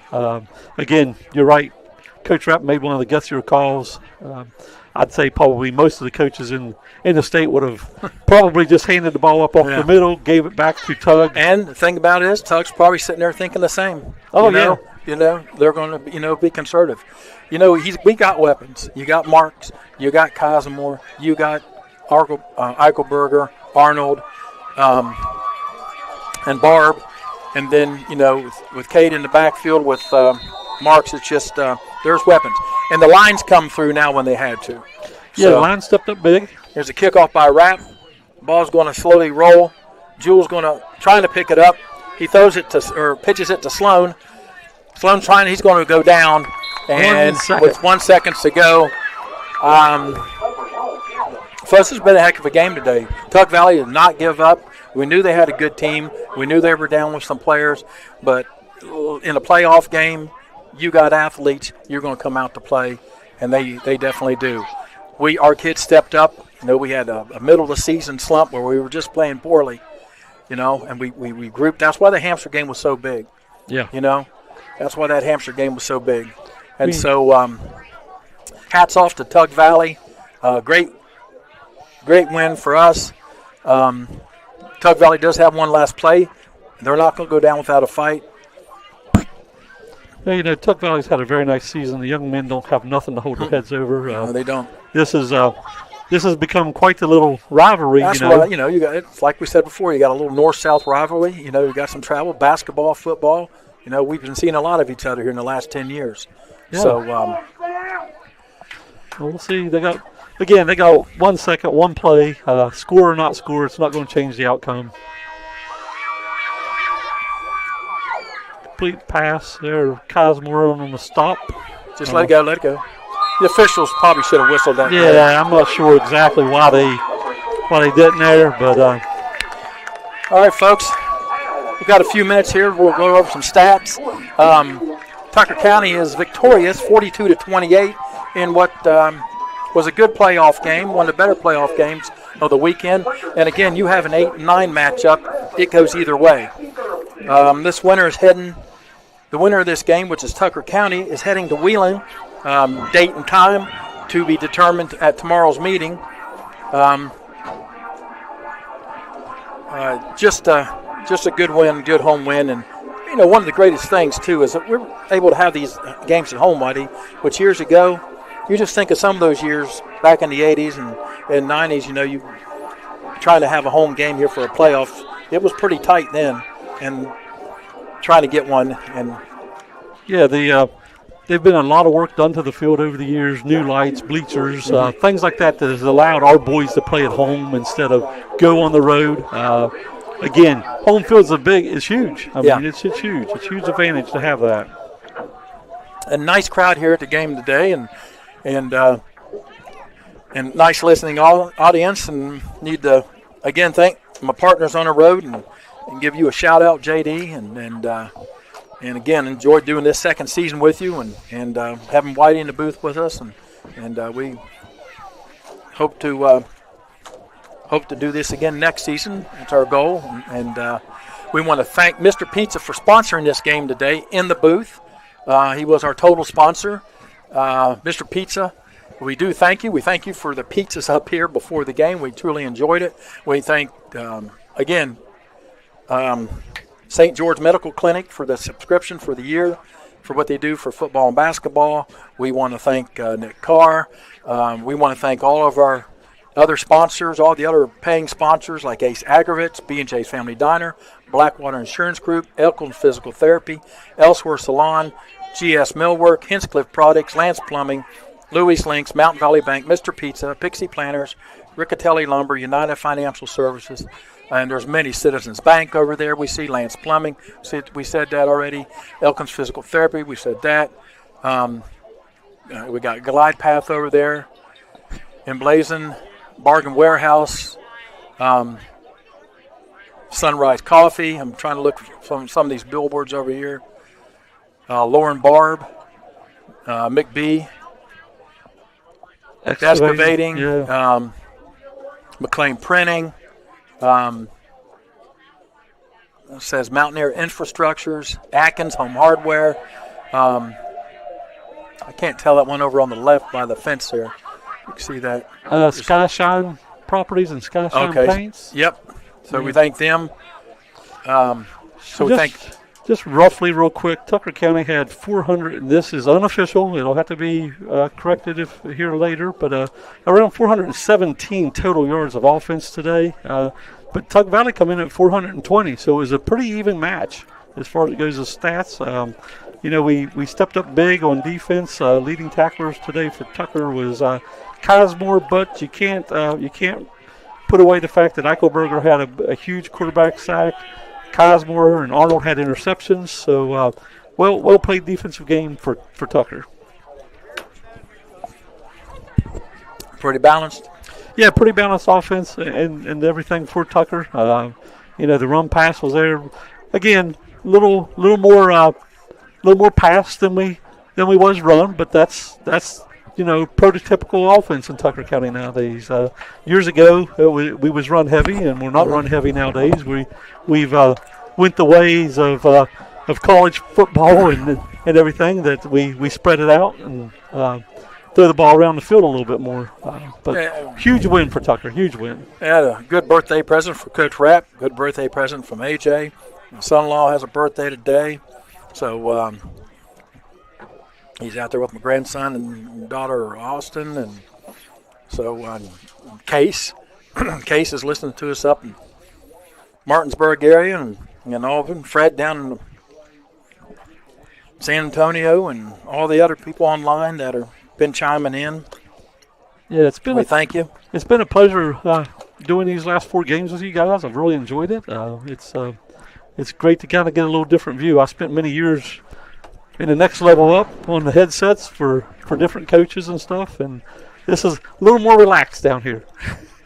Not as much pressure. Yeah, we've had a great time doing this. We really we appreciate the opportunity they've given us to do this, and it's been enjoyable. Well, I was hoping maybe we get wrap up here. I don't know how much time we got left for our production manager, who is Josh Evans. Yeah, Josh does a nice job technically. He's setting up everything for us week in and week out. There's more buttons and stuff up here to push than I feel comfortable. Yeah, if you see this mess we got up here, Josh has made all this mess possible with wires everywhere. So yeah, I'll see if I can get a hold of Coach Rapp. Maybe we can get him in here real quick. Not sure. He probably doesn't have no communication device on him, but we'll. I think they said West Virginia just went up 23-22. It was 5:37 to go in the fourth. Go! All right, we got Coach Rapp coming to the booth, so we're going to try to stay on long enough to get a few words out of him. He's Coach Rapp just about went down on the ice there that was dumped out. We don't want Coach Bond in ACL before he goes on the road trip next week. So, but we're gonna get Coach Rapp up here to the booth and get a few words. Good footwork though. That kind of goes back to your shortstop, your second base days. Where's that? Yeah, we'll get him another headset here. And he can give some of our fans a. You guys still on? We're still on. All right, Coach. Keep us on for a little bit. My bad. You're good. You're on. All right. Hey, we got Coach Rapp up here, and Coach we knew this was going to be a good game. An 8-9 matchup. Tug Valley's not going to lay down. Our kids didn't lay down, and when we were, posed with different circumstances, especially in those last 5 minutes of the game, you stepped up. So anything different? What'd you? No, that's what we knew. 8-9 matchup typically going to be tough. So that's what we did. Well, we looked here at the stats, Coach, and these are unofficial, of course, but both teams put up about 420 yards offense today, and you started out run heavy. You probably ended up a little more pass heavy, except for that last little drive there, and which Keelan Eichelberger made a huge catch to put us that first down. I mean, not that no play is more important than others, in football, but boy, that was a big pickup there. Yeah, the thing of it is, the kids are over by then. They're calling plays, telling me what's going on. They see what's open, and you're stupid as a coach. You don't listen to them. He called that one, the wheel one there for the touchdown. The last one, they called that one. So. Yeah, and we were just talking about the quarterback here, Mays, is a heck of an athlete. Number one, he was a heck of an athlete. I'll tell you what, in that little freshman, we were getting killed on that backside a little bit, weren't we? And then finally, it seemed like we were starting to pick it up. Well, that's what got us too. Was like we're playing young guys back here too, and man, we were deer in the headlights there for a while. And we're good if we can play defensively what we worked on all week. But you have to make changes during the game. Yeah. And a couple times we did. We jumped double guys on one, and 18's open in the end zone. Yeah. Well, on defense, again, I've had the pleasure of being up here for the last 4 weeks, and the name we keep calling is Josh Crossland and Gunnar Carroll from the D tackle spots. Yeah. They've played pretty well for you. Yeah, we had a little hard time there today just because we ended up, we tried something different. We were in our 4-man front, and they were gouging us pretty good there, and we couldn't get much pressure. Then we went to that 3-man front just to give us a little bit of depth on the secondary, give us another cover guy back there. So you don't see a whole lot of stuff that them guys do in a 3-man front, but because there's 3 against 5. Right. So it didn't look like they had a great game today, but they did. They were still very disruptive. Yeah, they were still in the thing, but they just weren't. Their job to contain more 2 ends. And you got one guy you're basically sending Josh after him so they can double, triple team him. Yeah. Well, and we've seen it off and on all year long. Obviously, the stat sheet shows Keelan Eichelberger, 7 sacks, picks up 1 today. Yeah. You guys use that when you need it. Yeah. Keelan's he's not a big guy, but man, he's quick when he wants to, and he's like, if you watch him, even some of those things, it looks like a sack, it's like a blitz, like we blitzed him. We really didn't. He's just a good delay guy. If he sees a gap, he takes it and goes and puts the pressure or gets the sack for it. So Arnold, we talking about how he came up big. Oh, Caden played a heck of a game today. Cosmore put himself over 1,000 yards receiving. Yeah. And utilizing the way you're utilizing the backs now with Barb Cosmore, and then once in a while you have to go with the stick guy. We usually got a person from Florida that always texts us. Yeah, but Eric's having a stroke down there on that, isn't he? He probably died on that. He's asked us a couple times about that Harrison County eye that we put in, And I said, we started that last year. Jared drew on him for some odd reason. They wanted to try it, and I was like, let's put it in. We ran a couple times. It worked. So. When you got the 2 tights, man, it forces everything even. So, that's. If you look at that 2 tight thing, too, it's really nothing. That stick eye stuff, you're really just creating a bunch of clog and hope that whoever has the ball in their hand finds the seam and takes it. And, Reed's pretty good at that. So Yeah. We know we have some weapons out there on the outside. Barb, Cosmore, Heichelberger, Arnold. I mean, I think you could put those against anybody's group in the state right now, honestly. Sam Mark seems to make great decisions on his part of where the ball goes. I mean, I don't know how many interceptions he has on the year, but last several games, he doesn't put the ball in harm's way a lot. No, he's not had very many. Neither last year. I think last year he had maybe 4, and this year 3 or 4 maybe. That's pretty good for as many times he put that ball in the air. I've had some really good quarterbacks here at Tucker County, and Sam's he's one of them. I mean, as far as smarts and headiness and knowing what to do and when to do it and when not to do it, and he's a smart kid. And let's give your line some credit. There was some lag and it seemed like in the end of the third, we've been getting the fourth, but Helmick, Ritchie, Crossland, Leary, Teeter, those guys held their own against because they were bringing it, and they had some athletes over there. Yeah, we didn't run the ball very well tonight. Kate usually gets 40, 50 yards a night just on them dives. But we didn't do very well on that tonight. But I'll tell you what, pass blocking wise, I felt Sam had a good bit of time tonight. It's hard to cover us when we got time. So, yeah, he obviously did have time. And when you have that many athletes out there, as you said, it's hard for them to contain them very long. I told them out there, I said, Lion, we didn't do a great job running the ball. We didn't get our normal 3 or 4 when we hand on the dives of Kate or whatever. But we didn't need to. I mean, we had those. But when we pass blocked, it's like you said, it's tough when you got Sam back there. He's a smart kid. And you got 4 athletes running around there. You can't cover them forever. So. Well, real quick, I don't know if Coach has another question, but one of the questions I have, that was a gutsy call at the end. Yeah, what's that? That last call. I mean, you got 8 seconds on the clock. Do you kneel the ball? Do you run it? Take a chance of a fumble? Or what do you? Well, you went against everything they were expecting. They were expecting that. You mean the last touchdown there? Yeah. Well, I'm gonna take credit for it, but Keelan Eichelberger called the call. So, I had one coming. I had a call. We were going to throw it. I mean, we had 8 seconds. You're going to run a few off.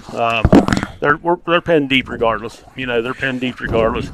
But they're a quick shot team, and you just couldn't take a chance. Yeah, and I couldn't, and I didn't want. If you kneel that, then you're waiting 1 or 2 seconds. But I figured, hey, if we throw, the clock will stop regardless. Sure. So you throw it.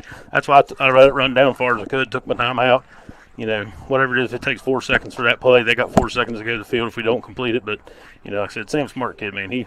We had 3 options on that. Caden took off across the middle. Keelan bubbled out there a little bit.